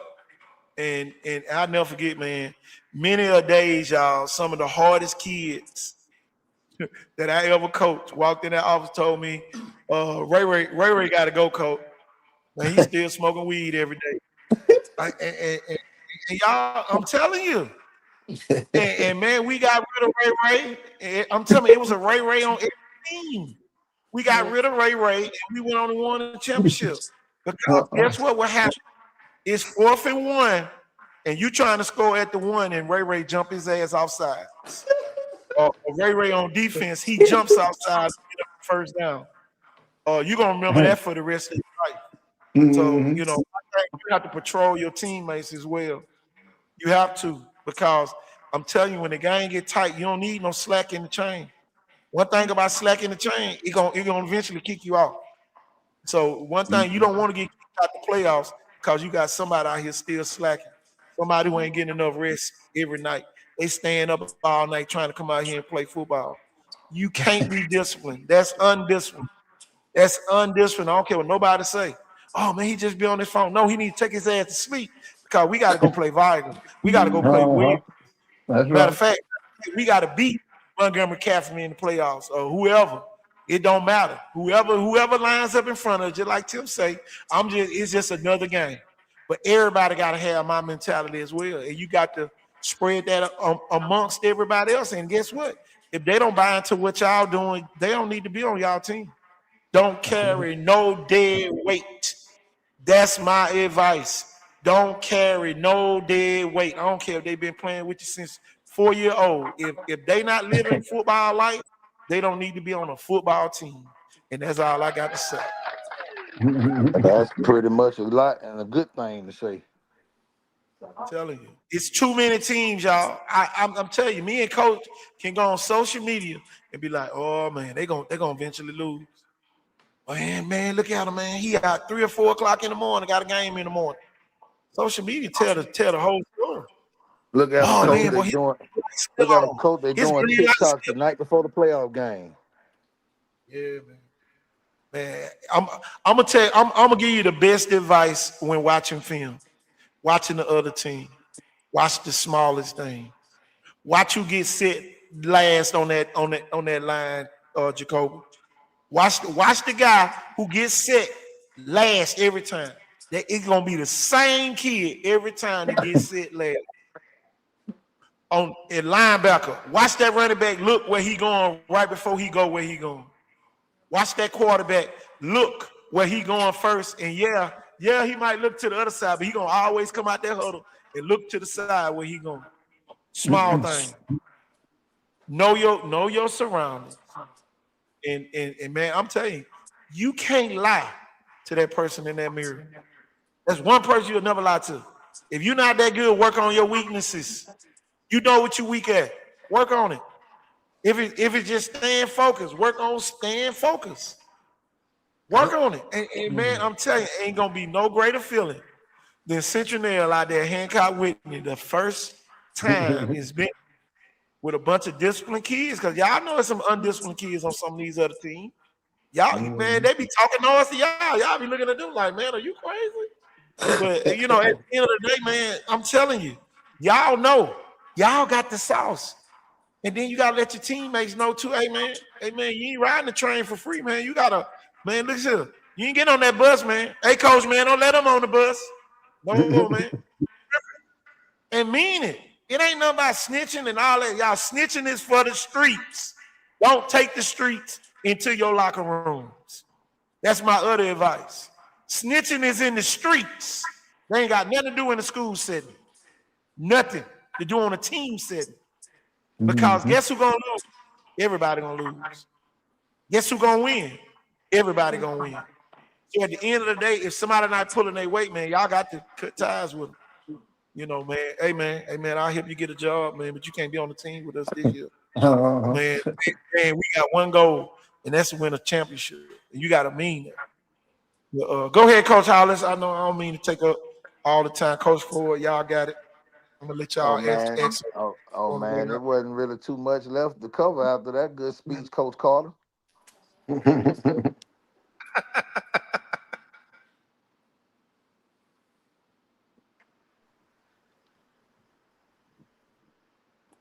Coach Ford.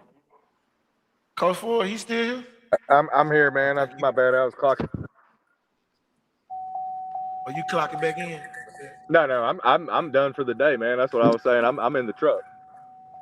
Oh man, Coach Ford is here with us. Yeah, I'm here to Coach stay. Ford, But now, go ahead, Coach. what was the subject now? What am I speaking on? Whatever subject you come up with, that's the subject we Oh, on yeah. right Well, now. I was You gonna can talk say about the that's training, kind of you like. can talk about the coaches, all that, whatever you want to talk about. Well, I would like to say a little something. Sometimes people be like, man, I heard you can really get a team pumped up, or like, you got time to plan. A lot of this is organic on here. And kind of like Coach was saying earlier, like, y'all already know from me, I'm a results guy, and like, we got to work harder. We're not there yet. It looks good, but, let's keep outworking everybody. Let's keep getting some better results. But, all the rah stuff, guys, and stuff like that, I could sit at home and try to make you a great speech and all that kind of stuff, and put the time into it and everything, but there really ain't a whole lot of sense in that. So kind of like a lot of times it ain't going to be great motivational speech, win one for the Gipper, and like we were talking about earlier, you're going to have to be self-motivated sometimes. The coach ain't going to be there with you every day to be like, man, did y'all work hard today? Did you sprint? Did you lift? Did you do everything you need? Did you hydrating good? All that. You got to take some ownership. Just like at a job one day, your boss ain't going to be coming around going, did you drink water today, buddy? Have you had a meal? You got to take care of business. So, but you guys already know from being around me. I mean, it's intense. This is an intense game. It's the only sport. I guess this and hockey and rugby are the only three sports you can say they're not contact sports. These are collision sports. Yeah. Football is about as serious as it gets. Football and NASCAR, they're praying before the game. So, it must be something to it. Not everybody can play football or wants to play football. So, you have to earn what you get out there. And you guys already know that. Ain't nobody handing Tim nothing, Jacoby or Kobe. They're earning everything they get. And those three guys are just hard workers. So continue Yeah, to do what man. you do, guys, and great things are going to continue to happen for you. Got a lot of people rooting for you. Go Yeah, ahead, man. Coach. They are some hard workers. Over my tenure in sports, I've had the privilege of seeing, Kobe out there on the basketball court, as I've announced for several LaFleur basketball games over the years. Even one year we was able to announce him as the all area player in the tournament that year Viga won the state championship. And it's good to see Okay. guys of y'all's caliber and leadership value on the team bonding together when school's not in. How can I say that they're bonding together? Look where they at right now. They're sitting shoulder to shoulder right here on the Icon Sports Show. Like, now, can you go find me one school right now? And don't go get them together. Don't start sending text messages. Can you go find me one school right now where the three leaders on that team are hanging out, spending time together, building the bond? That's scary right there. That's scary energy right there. And I ain't saying nothing to hype or glaze the situation. We know these kids. These are real workmen. These are real workers of men. Like, they don't play. They don't want handouts. I've never seen these kids complaining in the heat of a match. I've always seen these kids give their 130% energy in everything that they do. We seen Jacoby Snow at all the showcases. Jacoby Snow don't play. The man worked hard. When Coach, you remember when the first time I met Jacoby, what I told you? I said, "Oh, I like him." I said I ain't seen a old school lineman like Jacoby in about 10 or 15 years. And it's that work ethic. It's something about that Highway 45, Highway 43 good work ethic that those good people have up in that region up there, Coach. And you can't buy it with a penny, you can't buy it with $100. It's something you gotta be born with sometimes. And that's what I like about schools up in the rural areas, because they don't want no damn handouts, Coach. And Coach, they hear all the noise that the city boys be talking. And the city Already. boy wonder why they end up in such a hot battle every Friday night with these guys, because these guys know that ain't nothing given, and we heard you talking, and you got. We told her, go ahead, say it. They told me listening. I'm telling you. and Coach, man, we gotta realize, like, Citronelle is a very proud town. 20 Wow. years ago, 21 years ago, man, come on. The Sea City Riders had put the whole county of Mobile on notice that Citronelle is not a dead town, it's not a ghost town. And I'm glad to see these guys on this show. I'm glad to see, Coach, I'm glad to see what you're doing here. We had coaches on this show, we done had parents on this show, and now we're highlighting kids on this show. And you always say that they come with a feature. And I'm just Oh yeah. glad to see that there are coaches and parents and kids that are not afraid to come out here and put yourself before the world. This y'all show. I'm gonna tell y'all this. I'm looking in the comments. Y'all, they tagging LSU and everybody on this show right now. And actually, somebody from LSU is on here watching. Uh, I'm gonna tell you, man, this show is powerful.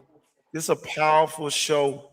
Coach Ford, I know you want to talk about Eli Owens, the SEC guy from Citronelle. Man, I know the kids already spoke on him. But I'm gonna tell y'all this. I'm gonna let Timothy, and then I'm gonna let Kobe and Jacoby just freelance talk about the Centennial Wildcats.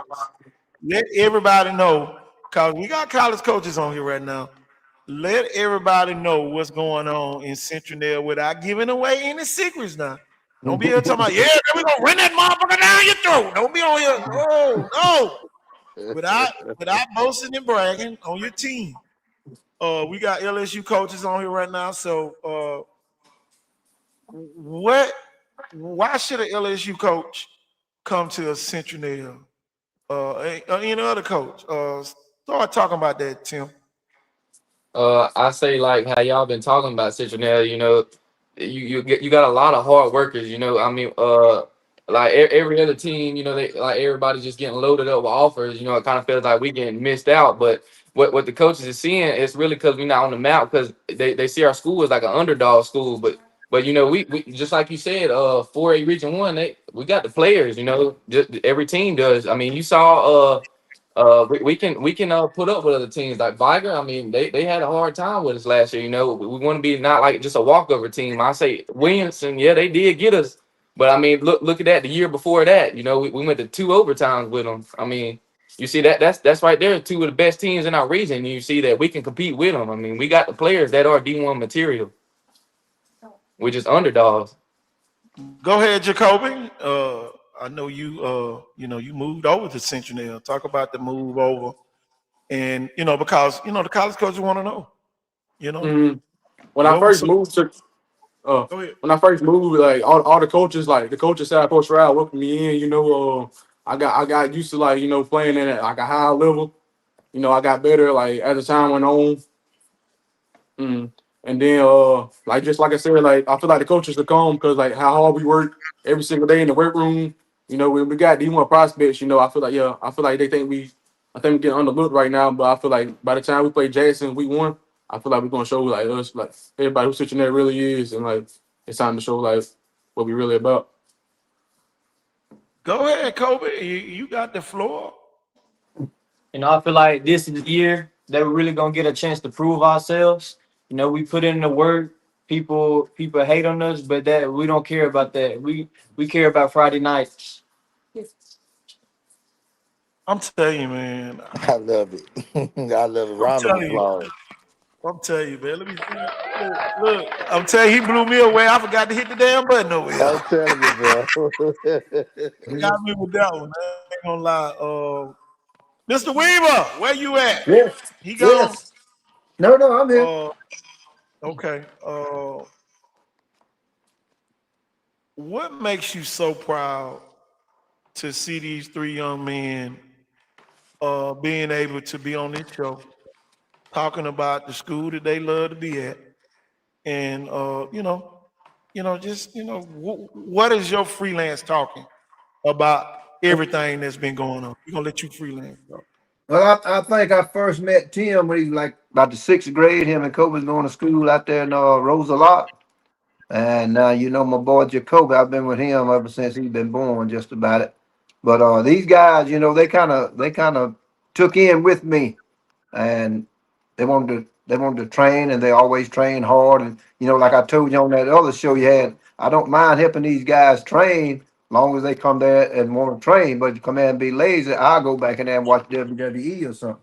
But these three right here, man, I'm telling you, they just do anything I ask them to do, and they've been working hard. So I'm glad for y'all putting the names out there and letting these coaches hear about it. I'm telling you, what would you tell the coaches from LSU that's on here right now Well, about Central Yale in that area? if you come up to Citronelle and watch what the coaches do, these guys out here, and how hard they work in the weight room, and how they get at it in practice, and try to do fundamental stuff like the coach asked them to, I don't think they would be ashamed to get any of these guys to come play for them at LSU. And for the coaches that's on here, I know it's gonna be way more because when they put LSU on here, all Alabama, everybody go come. What the hell we missed? What we missed?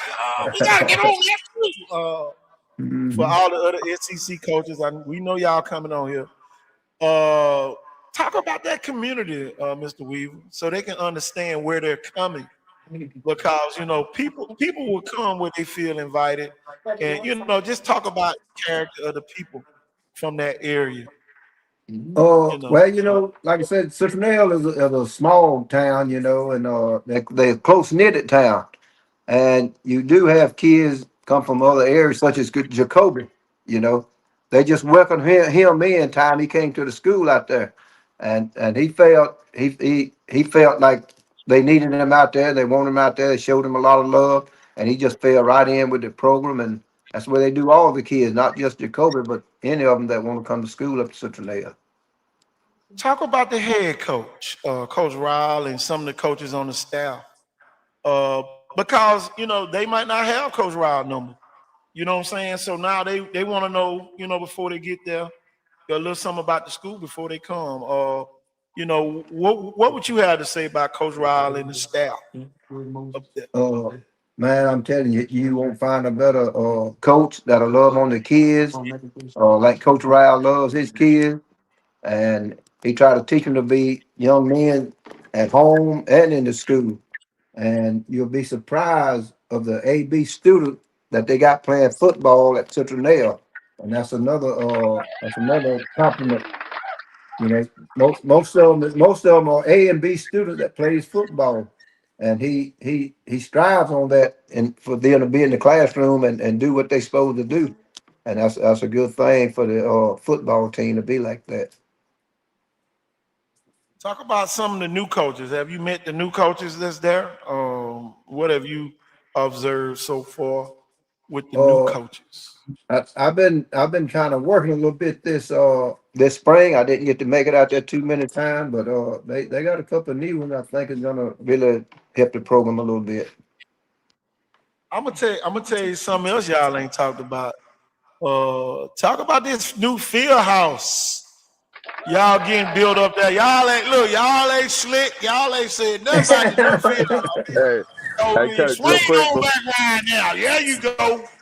hey, Swing on before you back get right started, now. Talk about that new field house. We got a little field house going on up there right now. They got the frame and everything up. Hopefully we can get in it by football season or a little short after. And I think that's going to draw even more people that want to come to Citronelle. And hopefully one day we can have a overhead facility for football.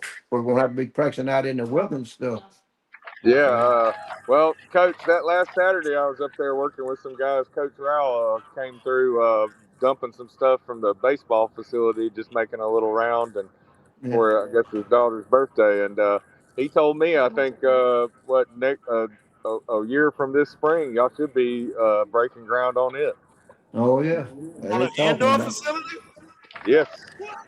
a little pavilion, like South Alabama got pavilion down there. Exactly. Yeah. Uh-huh. Yeah. Man, I'll tell you, you better watch out. Better watch out for the Wildcats. And hey, I have to brag, one of the best home stadiums or stadium Oh yeah. atmospheres down here, honestly. Listen, Oh yeah. yes, sir. The Ain't nothing fans like don't it. sit on their hands. I'm glad that y'all put the damn fire truck in the end zone. Yeah. Hey, I'm so glad the fire truck, so the folks sitting outside the gate can't see nothing. Get hmm the season tickets. Stop sitting in your cars trying to watch the game. Yeah. Yeah. They Two got one of years the most ago, finest press boxes at their stadium too. Oh yeah, yeah, hey, nice. and Coach Hollis knows from that Viger game 2 years ago, the only time there was empty seats is when the bands would get up. Oh yeah, that's it. That's Man, it. Coach Hollis went viral that night. I know the Cincinnati folk names. He Yeah. should have Well, stayed. He should have stayed at home. Dylan Jackson would have ran that touchdown. the boy Telling don't you. want to hear about that, Out coach. of a cannon. So they don't want to hear But about that, coach. coach is gonna be different though. Oh yeah. And now y'all we gonna have that training sessions and all that going on up there for you guys. So y'all won't have to come down 45. You can swing on over on 43. And coach, And like get you said, trained. Just go ahead, coach. coach, like you said, it's gonna be different. Here go the thing. Back then, those were the young guys on the team. Now we Yep, looking at the big guys on the team. telling you. Yeah. So They people was gotta playing with the big understand. boys. Now they Yeah, the they were big boys. playing exactly. They were playing with the big boys, and now they the Telling you, big boys.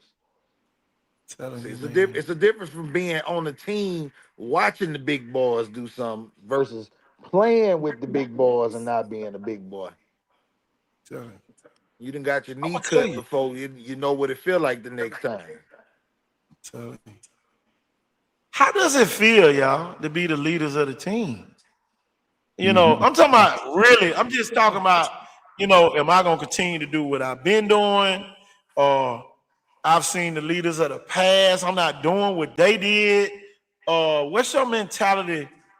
One by one. What's your mentality on this season? Because right now, y'all the drivers of the ship, and you're gonna have to get other leaders as well. And one thing about leaders know who to follow.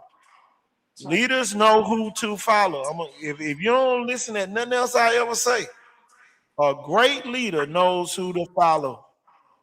And what legacy? Here it is. I never forget. Back in 2008, they asked me to come speak to the Vigal football team, and I asked the kids. I said, "What legacy are you gonna leave?" And they said, "State champs." And they went 15-0 and won the state championship. And Coach Stevenson said, "Man, nobody's ever came and spoke to the team the way you did that day, because man, you reached some kids I couldn't even reach." So, y'all, with that being said, what legacy are you going to leave in Citronelle, starting with Jacoby? Earlier, my senior year, I just want to be like an example to the younger kids, and hopefully we can get up there to the state title and win that, and make history. But that's one of my biggest goals, get more college offers, different stuff like that, and like leave a legacy for my own self too. It's like all the other kids, looking up to me, what like stuff I did. So the ultimate goal is to win a state championship. That's what I want to Now, leave. if it's four, here it is, Jacoby. It's 4th and 1, and they put you at fullback. What you what you gonna do, Kobe? Going in there. Going right in there in the middle. That's right. I already know it. Now, Tim, Yes, senior sir. year, there's some knuckleheads on the team. Yes, sir. You, Kobe, and Jacoby got to have a meeting with them. What are you gonna tell the kids who not quite buying into what y'all got set for the team? What are you gonna tell them before you have to go to drastic Well, measures? like I said earlier, yeah, it's all like you want to have fun. Like it's supposed to be fun, but you got to take it like a job. I mean, if you don't want to take it like a job, you have to get fired. Yeah, yeah, I like that. Well, we gonna call who the arena people is, Johnston. We gonna call them and tell them Yeah. they might be getting ready Call to to the take boy. a trip. Say to the boy to the ring. I can tell you that. uh, what was your famous memory at Lot that you would like to see play out at Citronelle? Uh, what do you mean, like as me, like when I was playing or just watching? Playing at Lot, I what? would just say, like the brotherhood. I was telling Kobe the other day, like, I'm a senior and he's younger. Like when we was in 7th and 8th grade, like we was like our whole team. It felt like we was all just so close. And I mean, I knew we came up short. We lost one, but I mean, I knew Yeah, next year they won, and that's what I want to see at Citronelle. Just have like a brotherhood and like even like Coach Rouse says, like yeah, it's about football, but he's trying to build men. Fathers, stuff like that. And I just wanted to be like, Jacoby, he's got two brothers right here if he ever needs one. I just wanted to be like a brotherhood. oh yeah, Big real Kobe. family What? up there, coach. Oh yeah, I know that. I know it. But well, I'm telling you, they'll put a whole hog on the grill like that. Tell you, Kobe. Uh, a lot of people on the outside know Kobe Weaver. He's carried the Citronelle flag wherever he's been. Uh, what would be the perfect season at Citronelle? I think a perfect season would be better than our 9-3 record we had with Coach Rowers here, and winning a region and going to state. And you know, my thing going to state ain't you ain't got far to go. You ain't got far to go. It's around the corner at Hancock Whitney. Have you guys thought about that? What would it Yes, sir. feel like uh, running out the tunnel? And one thing about the state championship, y'all, I'm gonna tell you how they do it. They call out all the starters one by one. Kobe, you ain't know that, did you? I know that. You ain't know they call them out one by one. So, are you gonna walk out there? Are you gonna jog out there? How you gonna go out? When they call your name, I don't even know. are you gonna be telling the crowd to get it up? What is it? Man, have y'all just, you know, my thing. Falling out. Till, what's your thoughts about having the opportunity? Because all of it is an opportunity to play at Hancock Whitney for the state title. Well, I mean, for opportunity, I just say it's just grateful. Like I said many times, we're underdogs. Underdog deserves an opportunity too. You give us the opportunity, we'll show you the right thing for it. You get the right man the job. He's gonna get it done. He's gonna do it right. In a perfect world, you go 14-0. You done beat Vigan and Williamson twice. Now you're in the state championship game. Oh boy, that's a good question. How do you get past that? Do you feel like, oh, we showed them that we just as good, or you feel like it's still some left? Because I learned this back when I was playing. When it gets to a point where you know the other person not as good as you are, you kind of, let off a little bit. And y'all, I done lost some championships too. I talk about the ones I won, but I lost some as a player when the other team, when we thought the other team was lesser than. Do you think beating Viger and Williamson twice would suffice a state title, or it's just part of the journey? Which one would it be? I would say it's just a part of the journey. Like I said earlier, you could take a 9-0 team and beat them, and then you play a 1-9 team and lose to them. You can't take no team lightly. Go ahead, Kobe. Jacoby, you gonna be late. Yeah, like I said, like like just because you beat Williams and Nevada twice, that don't mean, oh yeah, I'm just winning the state championship. You gotta come in there thinking, I gotta get this, I gotta play this team just like I play Williams and Nevada, beat them twice. So when we go in there 100% every single play, no break, no breaks. Oh, he's been working out. Go I ahead, just Kobe. think we should play every team with the same mindset. Going in, working hard, proving everybody wrong, and get the state championship blue map. I'm gonna tell you, the guy that we use for the intro. Did y'all hear the message he was saying? Yes, sir. He said, "What? I, Don't I heard. count your reps. Yeah, don't count your reps. Make every rep count." Yeah. Can y'all translate that back to your teammates so they can understand that? Because you know how some people say, "Man, I don't get that much playing time." That's where y'all come in at. That's some advice I'm gonna give y'all. That's where you come in at. Hey man, what you do when you in there? Yeah. Shoot, more reps. Y'all know it's a kid on the sideline that probably can do the punt return. Hey man, why you don't do the punt return? You know what I'm saying? It's things that people think that getting scholarships happen during the season. No, that's the championship part of the season. You get the scholarships in the summer, in the off season, in the spring. During the season, is win by one every game because the team with the most points, that's who's gonna win the game. Coach Hollis, Coach Yeah. Hollis, what you got for him? I know you got some nuggets or some questions you want them to ask.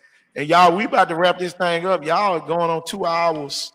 We want Citronelle to be able to go back and watch this show.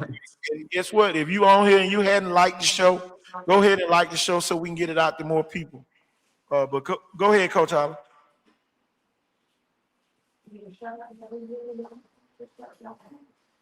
Coach Hollis might be on a call because I know he getting ready for the national showcase. Coach Ford, are you here? Yeah, I'm here, Coach. I ain't got nothing, man. I'm just ready to get to work again. You guys know. Coach Ford, when are we gonna start these trainings? Are we gonna Oh, I announce it never on the knew they show? stopped. Okay, Saturday, if it ain't raining.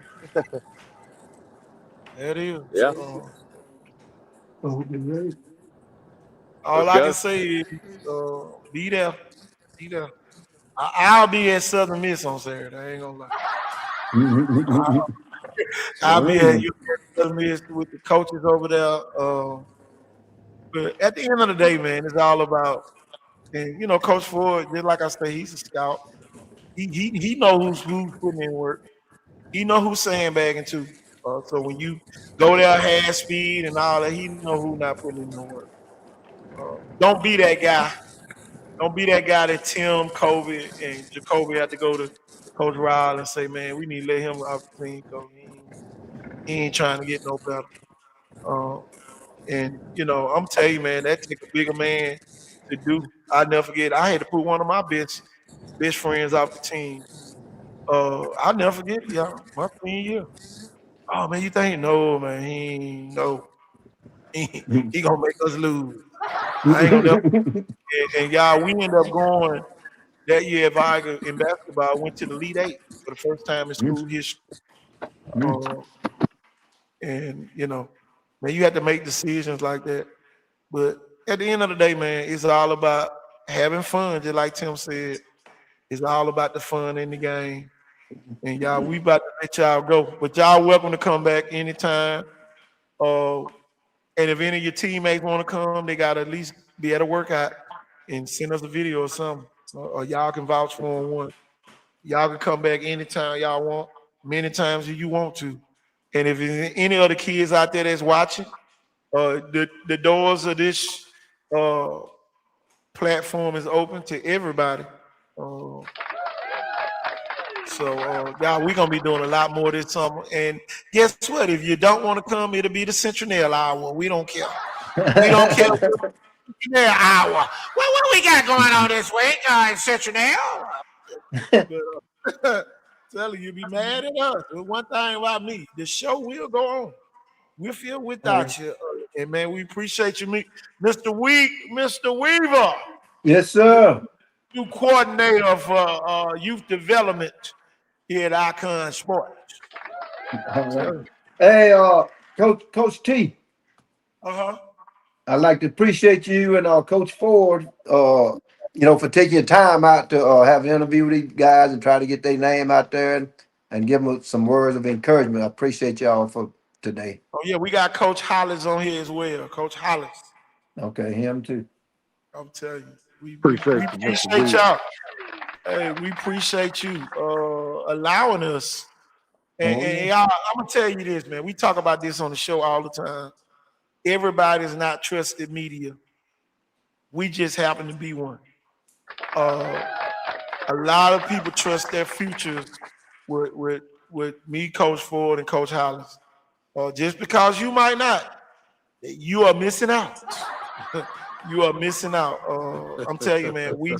We don't dump it on your lap, y'all. We not gonna dump it on your lap. We just gonna give it to the ones who accept it. And I'll never forget, y'all. The first time I seen Kobe, we was down in Gulfport. Oh, you remember that game, Kobe? Mm-hmm. And, Yep. and I'm like, man, got this little boy from up in McIntyre look like Manu Ginobili. Kobe was going through folks scoring 30, 40 points every game. Y'all, winning the championship. You remember that, Kobe? Yes, sir. In Gulfport. And man, I'm telling you, man, those are the type of kids. Tim, hard worker. He's on my nail you to the cross team. He definitely Mercy. committed up in Citronelle. Welcome to Citronelle. Every time I Yes, watch his sir. highlights, telling you, he's on the Yes, welcome to sir. committed. And Cole, I love it because my name Tim and I play linebacker too, so I love it. I love to see you. And Mr. Block some, hit some. Mr. Tackle, get off me. Jacoby Snow over Something, there. bro. Yep. What you say? weightlifting champion of the world over there. 225 over I there. got the video, Kobe. I just didn't want to put it on the screen and make you get embarrassed. I'll get you the next time. We'll get you the next time. Clink, clink. That's how you heard it on the video, y'all. Clink, clink, clink, clink. Coach T. Yeah. Maybe next time we can do it from the Kobe Weaver Complex and Training Center next time. Uh-oh. Take the show on the road. Hey, Coach Hollers, we definitely wouldn't mind going up to McIntosh. Yes, sir. I ain't got no never minds about traveling north on 43. No never minds over here either. I'm telling you. I'm gonna take TK Horton. I'm all on Fox 10 News, y'all. Fox 10 News, y'all like TK Horton over there. Oh boy, I had a couple tears dropping my eyes over there. Yes, sir. DT Hollingsworth was over there saying he was so proud of the moment. I'm telling you, I was so proud to hear my name called on there. He tried to call me KT. I said, I ain't no KT, I'm TK Horton. Man. I'll tell you, man, we are excited. Tell Coach Ryle, man, he need to get us a corner or something up there. So when we come up there, man, we can. Man, I'm telling you, man, we might need to do a coach's show live from Citronelle Stadium. That's right. We'll Coach, get it set up. I'm not begging nobody. I'm going where the people want us to go. Yes, I'm not begging nobody. Yes, sir. I'll stop by Piggly Wiggly and get 2 slabs and bring them with me.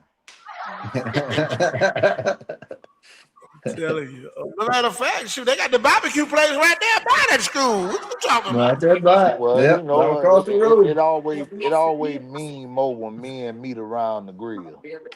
Oh yeah, you right.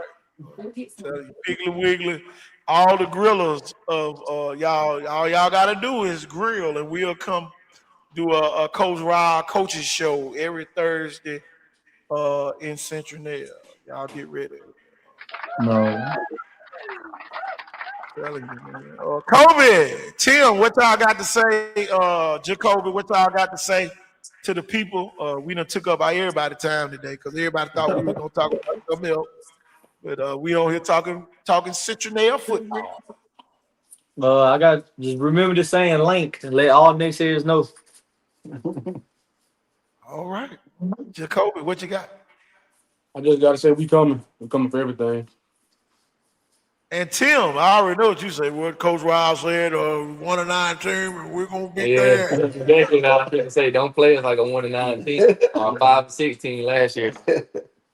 Telling you, Mr. Weaver, what you got to say on your way out?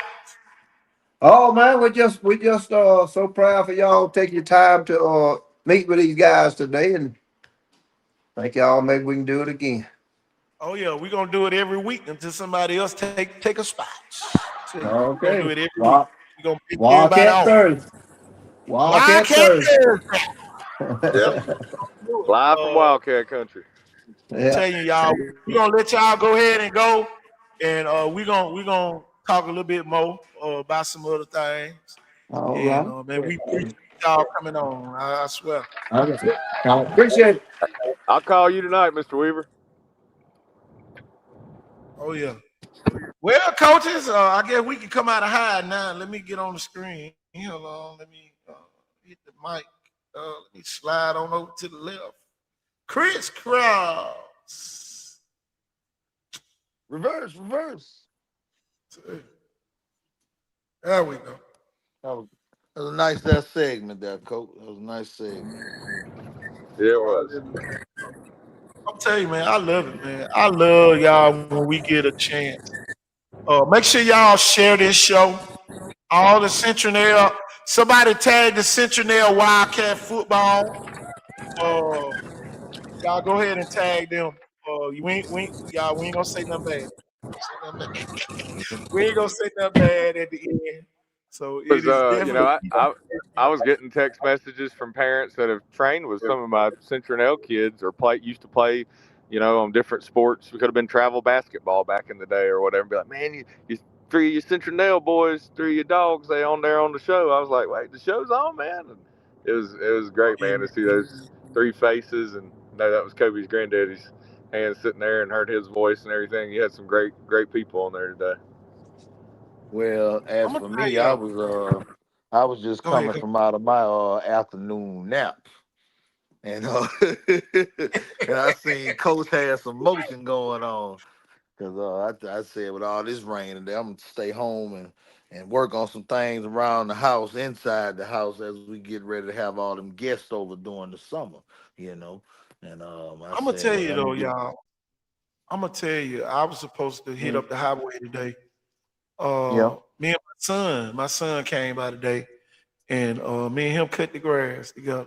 A lot of people don't understand how big that was. That's my oldest son, and we were just out there talking about legacy. And my son said, "Daddy, it don't matter what people ever said about you, you always rose to the top." I said, "Man, Dad been an underdog." I said, "Man, look around." I said, "Man, we own this whole block. We own the whole block. Can't nobody ever take that away from us but us. If we don't do what we supposed to do." So, man, I'm telling you, I had a chance to plant a nugget. And then those guys, just like some more of our kids, an extension of kids that's doing it the right way, Coach. I'm telling you, man, ain't nothing like it, man. Kids doing it the right way, hard workers. My son, he's a hard worker. I don't get on here. Coach, that one thing I had never done on this show. I never got on here and bragged on none of my kids. And I was telling them, I said, man, the company is set. And Coach, I already know what I'm talking about. The company about to go to another level. You might not have to work no more. But you're going to have to put in some work to keep the legacy going too. So y'all, we about to make a major shift. And today was just a small portion of what we shifting. I'll never forget, man, today, man, they had the article. You and ready to work for you and work together, and no more lunch breaks, no more just all football all the time. Number one football show in the world, man. That's where this is going. You know the thing, Coach. A lot of people don't know.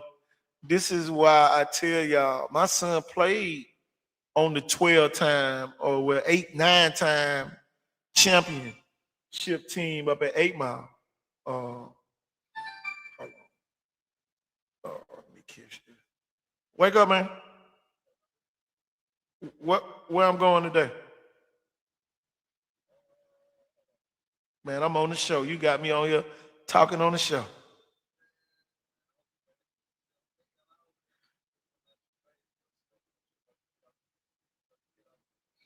But yeah, y'all, he played on that team with Demetrius Vaughn, Deshaun Davis, Trey Williams. So, that's the thing, man. Even though I never got on here, ever bragged on him winning all them championships. Never have. Y'all, he about to be the CEO of Icon Sports Southeast. He know the sport, but Peters, all right, I'll be there. All right, yeah. But yeah, man, he saw greatness. And that's one thing Coach Ford always say. Once you see it, man, you always know what it looked like. He played with Demetrius Vaughn. He played with Deshaun. He played with Trey, Devin Adams, all of them. He played with all of them, man. Whoever was on that team. Trayon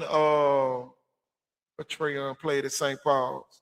Won all them championships at St. Paul's, too. I'm telling you, man, Coach, man, it just goes to show. Man. This show about to go to another level. Holler Sports Reloaded. About to go to a whole nother level, Coach. Coach, we ain't gonna have no problem getting out apparel. Once we get situated, how we about to be situated. We ain't got to worry about people hating. Y'all, the people hated us because I did an article talking about Coach McKenzie getting the job at McIntyre. Yeah. The people got mad. Yeah, for What are real. you mad about? The man is in Washington County. Ain't nowhere near y'all. But KT throwing get When tagged Fox and News and that, coach, it's crazy. but coach, but are they going to get as mad when other news outlets report it? You know, are they going to get mad when 5 reports it, Fox 10? I mean, get mad at them personally. It's crazy, man. It's crazy. Small mentality, man. That's a small mentality. For me to hate on somebody just because they got another job. And the street committee, don't nobody owe y'all nothing. Y'all are the street committee for a reason. Oh, they got to prove to me. They ain't got to prove nothing to you. You might not even like football next year. You know what I'm saying? Man, it'd be crazy, man. It'd be some crazy statement, y'all, that I see come across this screen, y'all. And man, I'm telling you, man, we getting away from it. Y'all, we going really on vacation. Tell you, we gonna be eating hog straight up off the grill. Tell you. Chicken straight out the chicken coop. Steak straight out the cow. Tell you, for real. Corn straight out the doggone field. Gonna have to knock the inks off of them. For real, man. Big shout out to Coach Ryle and the Citronelle Wildcat football up there. Coach, whenever your players can quote what you quoted, Coach, that's deep. I'm gonna let y'all talk, man. I've been talking all day. I'm at the I'm getting me a little chicken wing plate right now. Go ahead, Jeff. I know you've been up there. And just talk about Coach Oh Ryle yeah, real quick. man. Man, you could say so many great things, and I'll start with this. There's no better leader for these young men when it comes to. It's more than winning games. I mean, that guy has helped win souls. I mean, you could put it right up there with like we see great stuff private schools do. You know what I mean? Like but Citronelle's a different community, just like a lot of places like Viger, Blunt, Williamson. You don't have to, or a McIntosh or Jackson. You don't have to at Citronelle wonder, oh, is it okay to pray with these kids or you talk to them about God or anything like that? I think for when it comes to like FCA stuff, when it comes to like meet at the flagpole, when it comes to just caring about them as a human being and like Tim said earlier, wanting them to be the best fathers they can be in the community and be the best they can be at their job for their family every day and to be good husbands and fathers and just men of the community. That's what he's building at Citronelle. You're going to have the state championship. Hopefully it happens this year, but it could be, with their kids one day from what they've left their legacy, like you were saying. What Oh, yeah. legacy are you leaving? And it could all be for the future to be the best 4A team run in the state at one point, and kind of have you a little dynasty or whatnot. You could be their first state championship or ones later down the road, but you're always setting the stone and building for something more. And he's came in there and really changed things to the way that I think people kind of dreamed of having the consistency where they could say, like we didn't just make the playoffs, one time out of 5 years or 2 out of 5 years. We went to the second round twice, lost to a state champion Montgomery Catholic, lost to them again last year, and we look this year to go to third round and beyond. Hopefully be at Hancock Whitney, but man, he just does such a great job. And then not only that, but the communicating with different people and resources, all the things that he's done to, get the new field house, eventually get that indoor facility. And then not only that, but like working with guys like me. You got coaches sometimes that I want to do my own thing. I don't want an outside guy, stealing the show or putting his little 2 cents on something or spin on it. I'm a control freak. When he knows, that he can get great people around the kids, it don't matter if it's for somebody to come in as a motivational speaker, and it doesn't matter if it be to help kids get, faster and more agile at the park and work on their skills. He's going to bring good people in to talk and to be around those boys and just kids at that school. And it really is like another administrator. I mean, if y'all could pay coach a little bit more, he could probably use it, because I know he's got a couple of daughters, so he's probably got I joke with him about that a lot. I was like, you got a lot of weddings to have to pay for, so. But just a great family man, just a great example. If I had a son, right now, I would definitely have to consider Jason Rowell, my son being around a man like that every day. I'm telling you, man. I don't think I've ever heard Coach Rowell cuss. Can he Coach, get intense? Yeah, but I don't think, he don't have to use that language. So he's just a great example, man. Makes you feel I'm good telling about you being though, man. somebody around that. His mom don't play either. She don't play. I officiated several games. She told, don't make me come out there.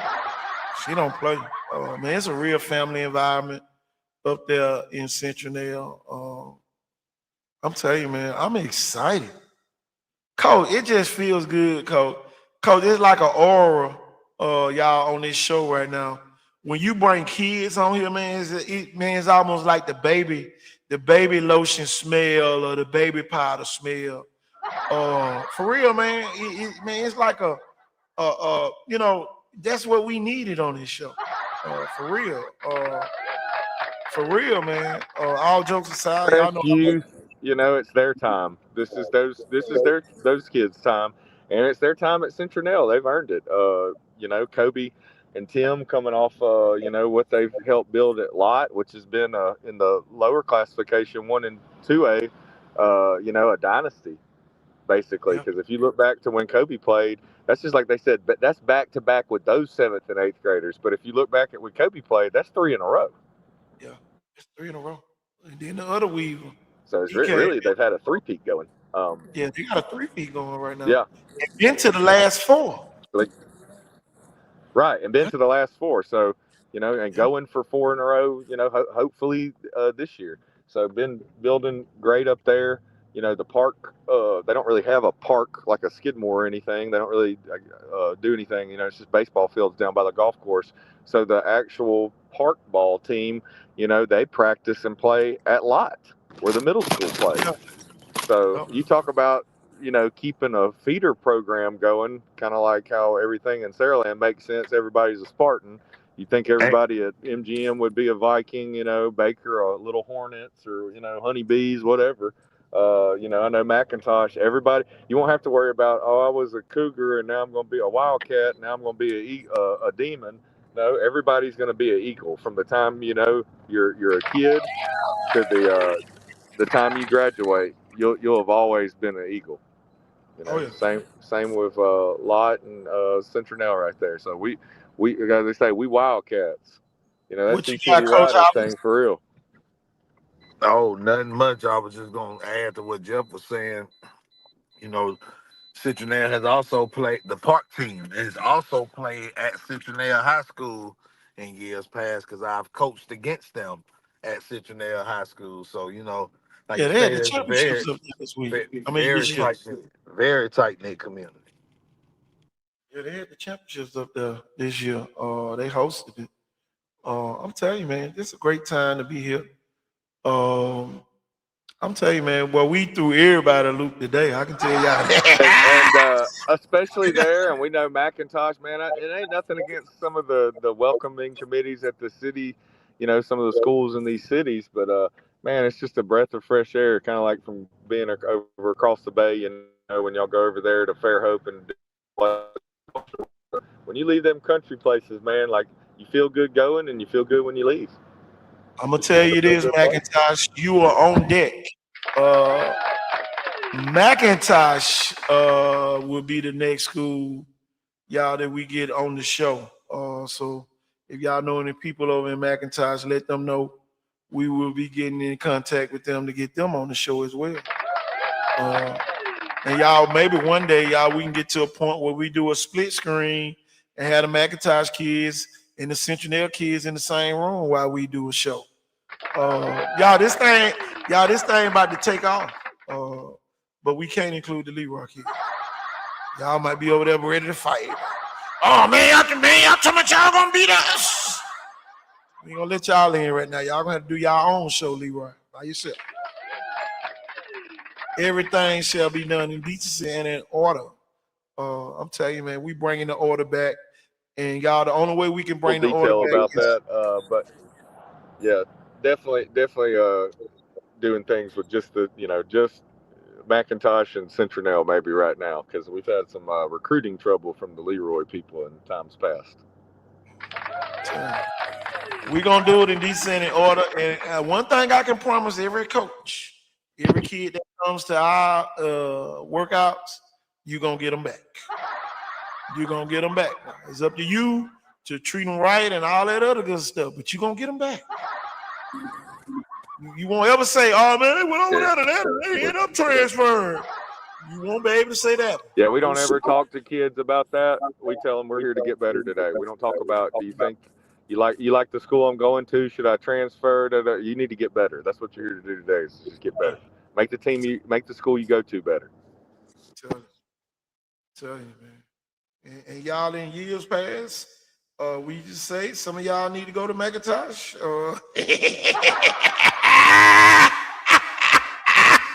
I bet some of y'all wish y'all could go to McIntosh right now. Tell you, some of y'all wish y'all could go to Citronelle. Tell you, y'all got so much turmoil in some of these other schools. Tell you, it be too much, man.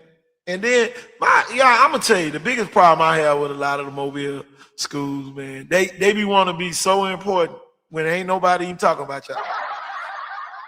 Nobody mention y'all, but y'all over there. Oh man, you gonna have to prove to me, man. Go on, man.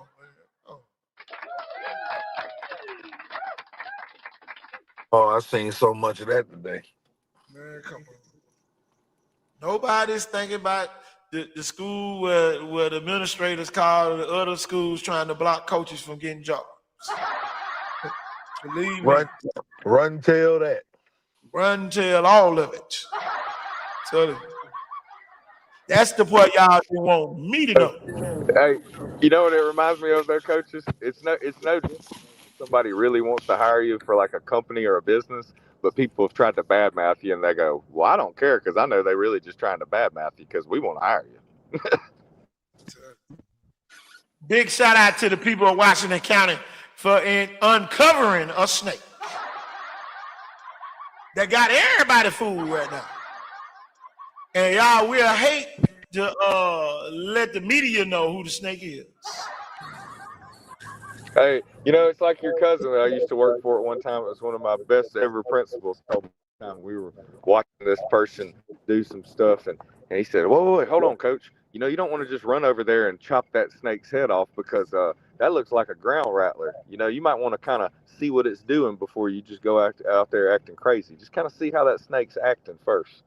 So that taught me a lot back then about sometimes, a lot of times these snakes will get caught. You just got to take your time.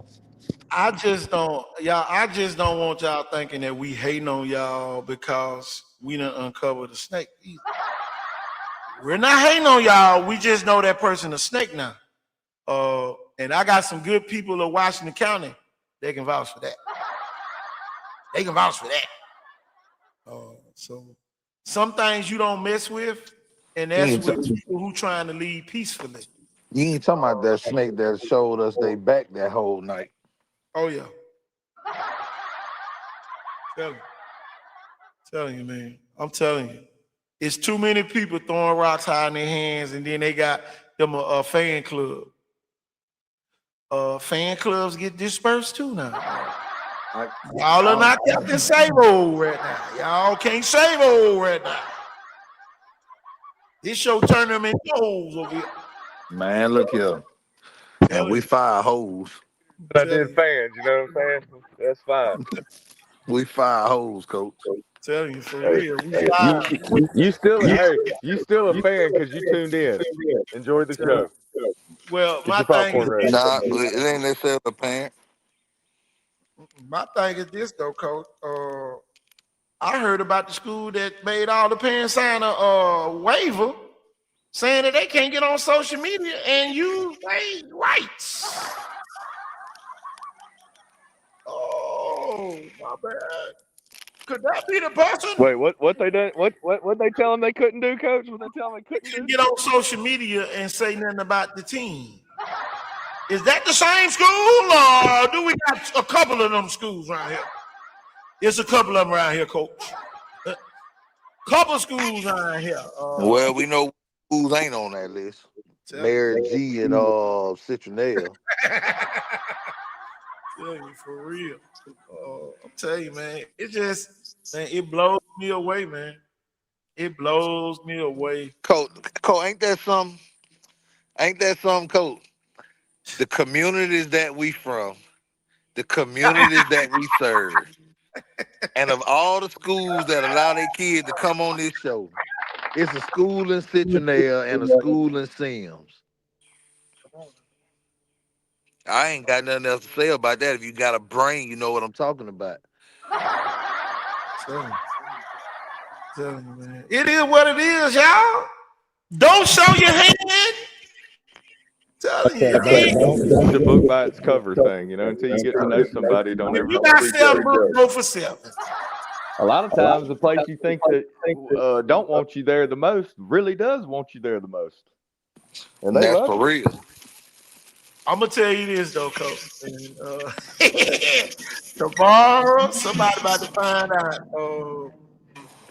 It's a school down here and really ain't working with it like that. Oh, yes, sir. Oh, yes, sir. Oh, Lord. Oh, yes, sir. Friday is going to be a good Friday. Yes, sir. Oh, my God. It's a come to Jesus meeting. I'm going live from Baldwin County. I don't want to be nowhere near Mobile County. I'm going to Baldwin County. Man, I don't want to be here. I'm telling you. Because I'm telling you better be ready. It's going to be a real show tomorrow. You better be ready. I've been and went to the barbershop already. I'm telling you. Coach. Right. Man, I'm going to tell you though, man. I just hate I missed my trip with 43 today. I ain't going to lie. It's all right, Coach. But I can go 364 days. It's all right. Ain't no hurry. Don't worry about it, Coach. I'll make sure we got our office up there. I ain't worried about it, Coach. I'm going to be in the camper. I'm telling you, for real. Chilling. like chilling in the camper like I'm at a blues show backstage. I'm telling you. With plenty of them outside. I want to go outside in the rain. And Coach, you know, I know you don't partake in this, but I want the finest creek water that you got in McIntosh. Telling you. Man, I can't wait, man. Citronelle, McIntosh. But we ain't got that far to go, I'll tell you. 25 minutes apart. I might as well buy me a house in Creola. Tell you, for real. We're going to be eating up 43 and 45. 43, 45. Oh, yeah. Hey, Coach Hollis, man, you can go dip off and get us some drinks of that good old water, man. That spring water. Go find us one of them real springs up there. They probably take us right to one, man. Oh, yeah. I'm going to tell you, though, man, I don't take it for granted at all when the kids want to come on the show. That's right. It show unity. And y'all, the other schools can come. Y'all can come. Just make sure y'all sound like Citronelle. What a lot of people don't know, them 3 young men right there, this is their favorite show. They've been a part of the program and the process for a while with the showcases, and they tune in, and they love Icons, man.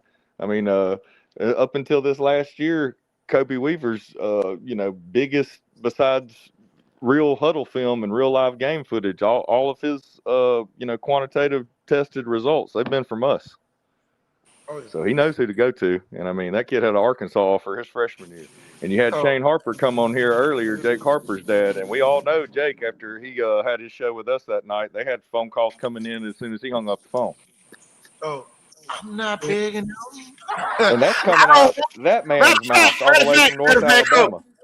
Coach, I don't want none of y'all to come, but the McIntosh and Citronelle kids. Yeah, we don't need any confusion. Don't come.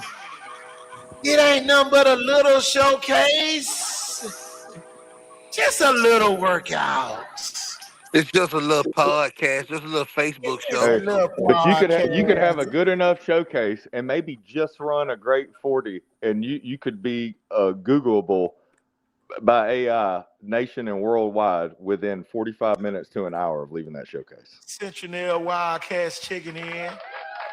We need all y'all to like the Icon Sports Southeast pages on YouTube, X, and Facebook, so y'all can get the latest shows.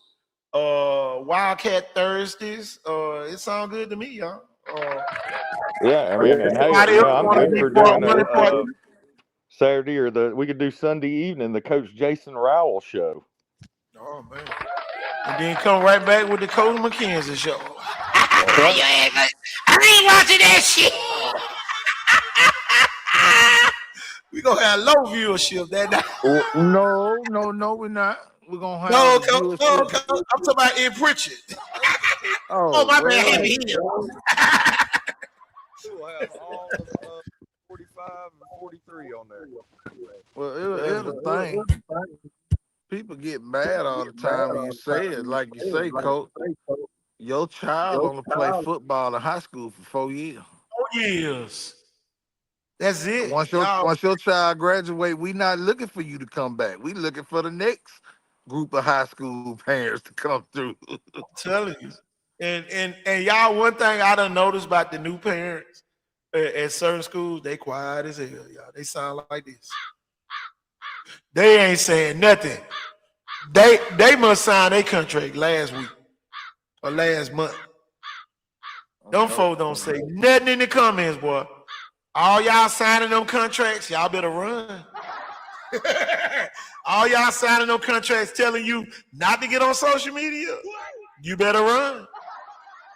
You better go find you another school. That school there got control issues. Yeah, and not only that, but when somebody's telling you something like that, they don't really have your future or best interests at heart. I'm telling you guys right now, that's like I'm talking to 9th and 10th graders that say, it looks like they're going to be starting this year, like a 9th grader going into his 10th grader. Some of these kids and their parents don't even have them a Twitter account yet. And I told them, I said, buddy, it's going to be real hard for you to get recruited in the modern day of college football without one. Oh my God. And then if you wait until the 10th or 11th grade to be on Twitter, you might as well go apply for Austin. Cool. Yeah. So I hate to say it, but some people's thinking's out of touch and a little too old-fashioned. And, you can't be coming to me or something, or Coach Thornton or Coach Hollis, when we go after the spring game of our junior year and go, hey, I think, it looks like he could probably get a scholarship, you think we should start working on that? And it was like, but I told you we needed to start working on this in 9th grade. Right. Well, I can go ahead and announce it's the school that y'all know that I'm affiliated with. They own to 28 right now. Right. They not even y'all, and they division 2. They already on 28, y'all. They not looking for nobody they gotta find this season. Yeah, they don't know if you're not already getting recruited and you're a class of 27, you're probably going to be a D3 player if you're going to get recruited late, or sprint football, and you gotta weigh 175 pounds on game day. Coach, Coach, and like you say, they own to the 28s, but it's a reason why the people in the 26 in the 27 can't get the light. It's because not only is they on to the 28, but they watching the 29, the 30, and the 31. Yep. They watching them. I mean, we've been trying to tell people. In all honesty, we're looking at 30s and 31s. A lot of these kids are done. Hold on, Coach. So like they starting at the 20s and the 31, and for example, we got Adrian Peterson Jr., who is a showcase kid over in the All-American Exposure Network, my camp series that I'm going to in Atlanta. This kid already got 4 major offers. He got 6 offers in total, but 4 of them are major. As 2 of them are Miami and Florida State, and he's coming out the 8th grade. Like, even Minnesota done gave him an offer. Missouri State then gave him an offer. So, like, the smaller schools are even looking on to the middle school kids. So what you think the Well, big schools are doing? Miss also just hit it on the head. With that being said, hold on, let me see if I got that flyer. I got that flyer. Don't worry about it. We'll have it on here tomorrow. We'll have Hey, those camps. I want to say something about that though. You know, it's a good time in the state right now because you know the conversation is being had in Montgomery. Can you hear me?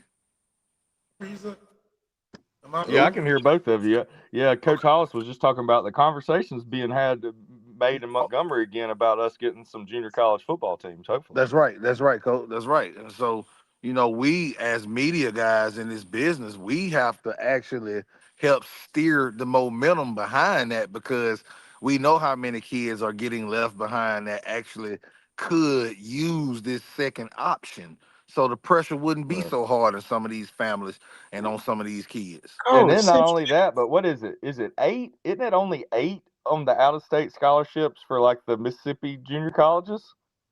Like 8 apiece now they or something added like a little bit more. It's it's a couple more, but this is the thing. If they don't know you exist, y'all listen. I'm gonna go ahead and break it down.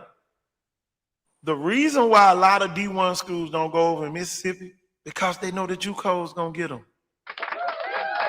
They don't have to go over there. We don't have to go over there and give you a Alabama offer when we know you can go to JUCO and get better. Right. So when you do get here, now you can play instead of being on the team. Hey, and not only that, but everybody in Citronelle knows the Eli Owens story. They almost wish their kid just ends up with the same, type of path where it's like, boy, if that's how you got to do it, it might be better you go play junior college for a year or 2. It's a lot of the Citronelle kids going to the JUCO camps. Well, that's a Kevin Moore story too. Oh man, go ahead and talk about him. I saw him at the Viger game. I'm gonna tell you, great. That was the old Senior Bowl right there, wasn't it? Wasn't it Stan White to Kevin Moore? Kevin Moore. Kevin Moore from LaFleur. Oh, okay. Where you going to Arizona, Coach? Wildcat? Yeah, he's a Wildcat now. Yeah, he going to Arizona. How many kids you know from Pritchard can go to Arizona? The alma mater of Teddy Bruschi and Rob Gronkowski right there, man. And he's a mean guy down there in the trenches, just like them guys. Oh, this a guy, and Coach, we're gonna tell the whole story. This a guy that said, "I'm not going to Vigo." This a guy, he said, "I'm not going to Vigo. I'm gonna go to LaFleur and make my own name." Yep. And that's what he did, y'all. He did, ended up playing national champions out there in Hutchinson, Kansas. I'm telling you, man, just another great kid. He was Kevin was one of my freshmen. He came into his freshman year was my last year coaching at LaFleur. So, I'm elated. I'm elated. And y'all, that's one of the Q kids too. A lot of y'all be sleeping on. Q bring them folks to y'all and y'all be laughing. And you end up crying. Oh, we'll beat them anyway. Man, you missed out on a great kid. So it is what it is, y'all. I got to get ready to go. I got 15 minutes to make it to Sullivan. They got the adult league going on over at Sullivan tonight. Yours truly will be on the whistle. I would be the one calling the fouls. Official like a whistle. Telling you. But anything y'all want to add, man, we about to get ready to shut it down. We done did 2 hours and 40 plus minutes today for the kids. Tell you. Great kids on this show today. Great y'all got great family. Anything else y'all want to add? And y'all, we up to 54 likes. Thank you for the likes. Y'all, we not taking the likes for granted because that's what's going to get the Citronelle kids story out a little bit further. Y'all, it was Citronelle Wildcat Day. It could Oh be yeah. your school day next. Yeah. You want a great algorithm, like and share on multiple platforms. I'm telling you. And follow. Some hashtags. Go Follow the Icon follow. Sports. Follow Jeff Ford. Follow Holly Sports. Follow us. I'm telling you, man, follow us, man. We're gonna be doing more things like this very soon. We are bringing back the basketball showcases. Country version only. I am through with the city ball. It's time for us to get in the country and find those young kids once again. And it ain't Hey, nothing against the city. You are Going to invited to Hoosieville. come. I'm gonna say it just like this, Dorothy. Where you started doing your thing at? Cole, we was out of this county. And y'all, we are leaving here. We going to the first county in the state of Alabama. That's where, if you don't know where the first county in the state of Alabama, that's where the next couple showcases will be held. So get ready. Get ready. That's all we can tell you. Get ready. Because we ready. So, anything else, guys? Because I really got to go. No, man, that's it, man. We'll get ready to see y'all tomorrow, man. Don't come short tomorrow. I'm telling you. Man, it's going down tomorrow, y'all. We're going to be laughing tomorrow. I can tell you. We're going to be laughing. We're going to be laughing. We going to let Alabama State take it. Well, should I let, since it's a lovely day, or should Yeah, I it just, turned out to be a lovely evening. I guess we'll let Alabama, Make sure they have a good day before we go. Well, no, just play the song, guy. You got to go. Yeah, I got to go. You better be glad. I would play my clip that I normally play, but we're going to play it anyway. That the next couple. We got a parent asking when's the next showcase. The next showcase coming soon to somewhere close. Broke, try to have a nice day. If you're fat, try to have a nice day. If you're skinny, try to have a nice day. If you got a big head, try to have a nice day. If your mama's ugly, try to have a nice day. If your daddy whoop your ass, try to have a nice day. If a dog bites you in the ass, bite him back and try to have a nice day. Try to have a nice day. See, that's my theme. Try to have a nice day. I'm about to leave right now and go try to have me a nice day. All right. Try to have a nice day. Y'all, we about to leave here right now and go have us a nice day. Coach Ford, what you had before we get off? Coach, we'll talk about it. Call me when we get off. Coach Hollis, what you got? Man, you know, hey, we out of here. We out of here, y'all. Peace and have a good night.